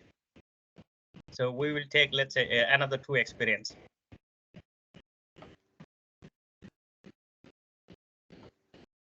हजुर कसैले हात उठाउनु भएको छैन अहिले सो यही ग्यापमा चाहिँ म जस्तै चिरञ्जीले अघि भन्नुभएको थियो pronunciation I think yes that's very valid point सो मैले बुझेको चाहिँ के छ भन्दाखेरि एक्सेन्ट इज डिफिकल्ट टु त्यो बिल्डअप होइन जस्तै लन्डन एक्सेन्ट हुन्छ तपाईँको स्कटिस एक्सेन्ट हुन्छ गर्दाखेरि एक्सेन्ट चाहिँ हामीले धेरै टाइम लाग्छ होला बिल्डअप गर्नु लर्न गर्नु त्यसको लागि चाहिँ अब लिभ इट ब्रिथ त्यही एरियामा गएर होइन एक्सेन्ट बिल्ड ट्रेनिङ गर्दै गर्नुपर्ने हुन्छ तर वेयर प्रोनाउन्सिएसन चाहिँ डिफ्रेन्ट छ pronunciation is part of effective communication so pronunciation you have to improve it day by day or whenever you make a mistake and you find out that you are pronouncing something wrong then you start correcting it जस्तै मैले एकचोटि पहिला कुरा गर्दाखेरि साथीभाइहरूसँग कुरा गर्दाखेरि उनीहरूले करेक्ट गर्छन् के तर तपाईँले त्यो मिस्टेकलाई रियलाइज गर्नु भएन भने अनि नेक्स्टमा चाहिँ इम्प्रुभ गर्नु भएन भने you will always say that you will always pronounce that word incorrectly होइन जस्तै एउटा भन्थ्यो म साथीसँग कुरा गर्दै थिएँ अनि मैले लायाज भनेको थिएँ होइन लायाज होइन it's what are you saying is liaz भन्ने कुरा गरेको थियो correct is that right pronunciation Rekhaji liaise भन्छ लिएज हो लिएज म एक्सपर्ट होइन है प्रोनाउन्सिएसन हजुर हजुर तर भने नि यो चाहिँ कस्तो भने करेक्सन चाहिँ गर्दै जानुपर्ने हुन्छ कि जस्तै लायाज भन्थेँ मैले पहिला होइन पछि करेक्ट गरेर लियाज भयो तर स्टिल लियाज पनि इनकरेक्ट रहेछ होइन भने चाहिँ फाइन गर्दै जाने हो है त गर्दाखेरि यो चाहिँ प्रोनाउन्सिएसन द्याट इज इफेक्टिभ कम्युनिकेसनको पार्टमा आउँछ है एक्सेन्ट इज डिफ्रेन्ट तपाईँको चाहिँ त्यो चाहिँ is separate thing you may not require that for your engineering role but pronunciation is part of effective communication you must improve it है यो चाहिँ मेरो विचार ओके नेक्स्ट रुद्रजी तपाईँको हात देखेँ मैले प्लिज तपाईँको एक्सपिरियन्स शेयर गर्नुहोस् Manoji thank you what I'd like to share is when I involved in the work job in UK for the first time. What happened is in the morning time, I used to go with the line manager. I used to go there, line manager, and say good morning and so on. Yeah, and there are a lot of the other colleagues working nearby, and they say so many things in a very short language, and then I hardly, it's quite difficult at that time to elaborate what they said and what answer I can reply to them, and then they used like so many slangs words here. And then it's a very, very, in the UK when I was here, and the very first time when I joined as an employee, and then that sort of things happens to me, and then I try to reinterpret those things for a couple of weeks. I try to reinterpret myself what they are speaking, what they told to me, what I need to reply to them. And because many times, the very first times they speak very few words, and then there are very certain words, and then sometimes what they said and what we replied, that would be different, and what they think if we reply differently, and then what they would think us. And that sort of the experience I have had, and in a couple of weeks time, I mean, even when I came home and then I couldn't retain myself. Oh, what they were asking me, what they were telling to me, what sort of greetings I had to do. Oh, and then it's like it continued until like I'm a bit more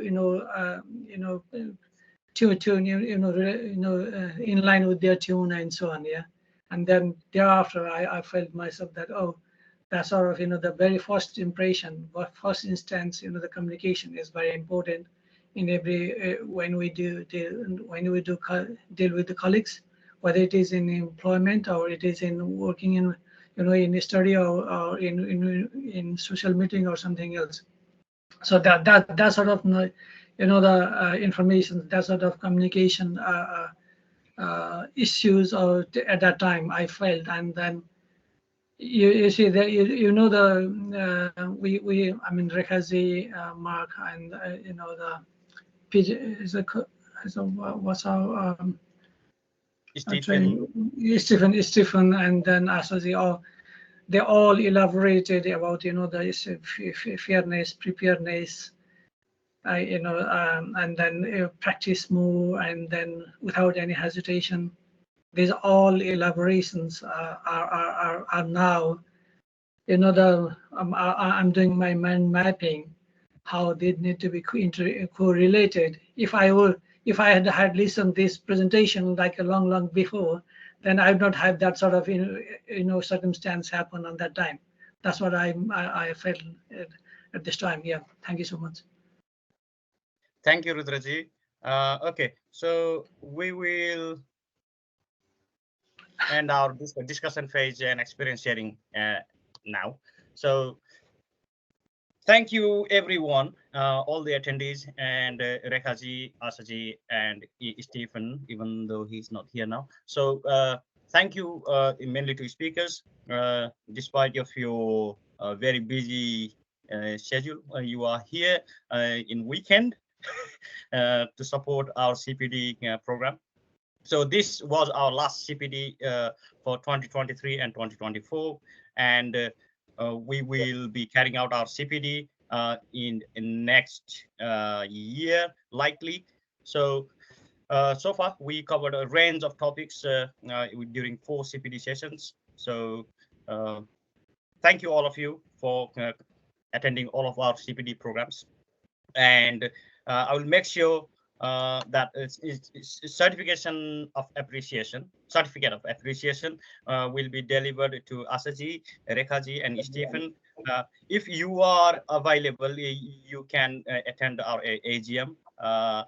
Especially, I'm looking to Rekha. She's consultant engineer, and she can become a member of our society.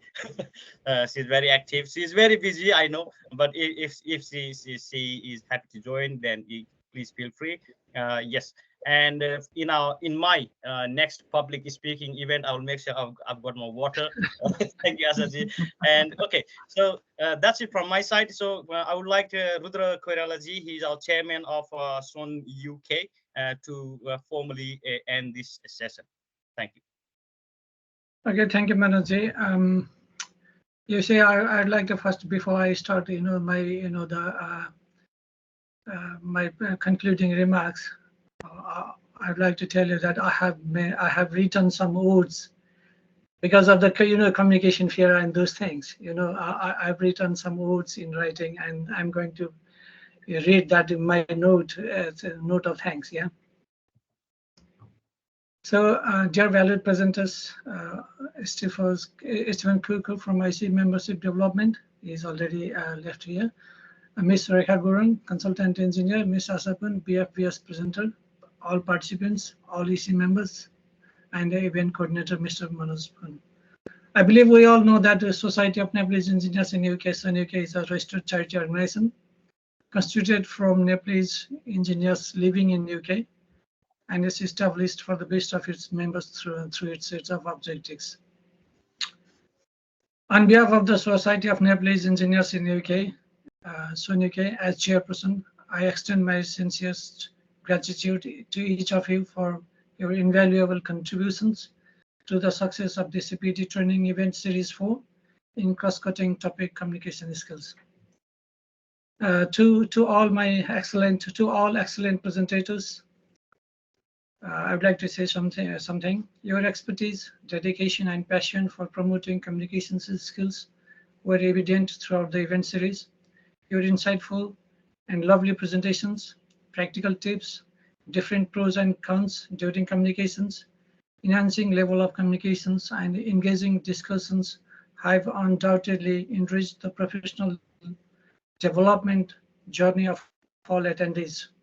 Your commitment to sharing knowledge and fostering growth within our community is truly commendable. I would like to share some words to our all respected all attendees, participants. Thank you for your active participation, enthusiasm, and eagerness to learn.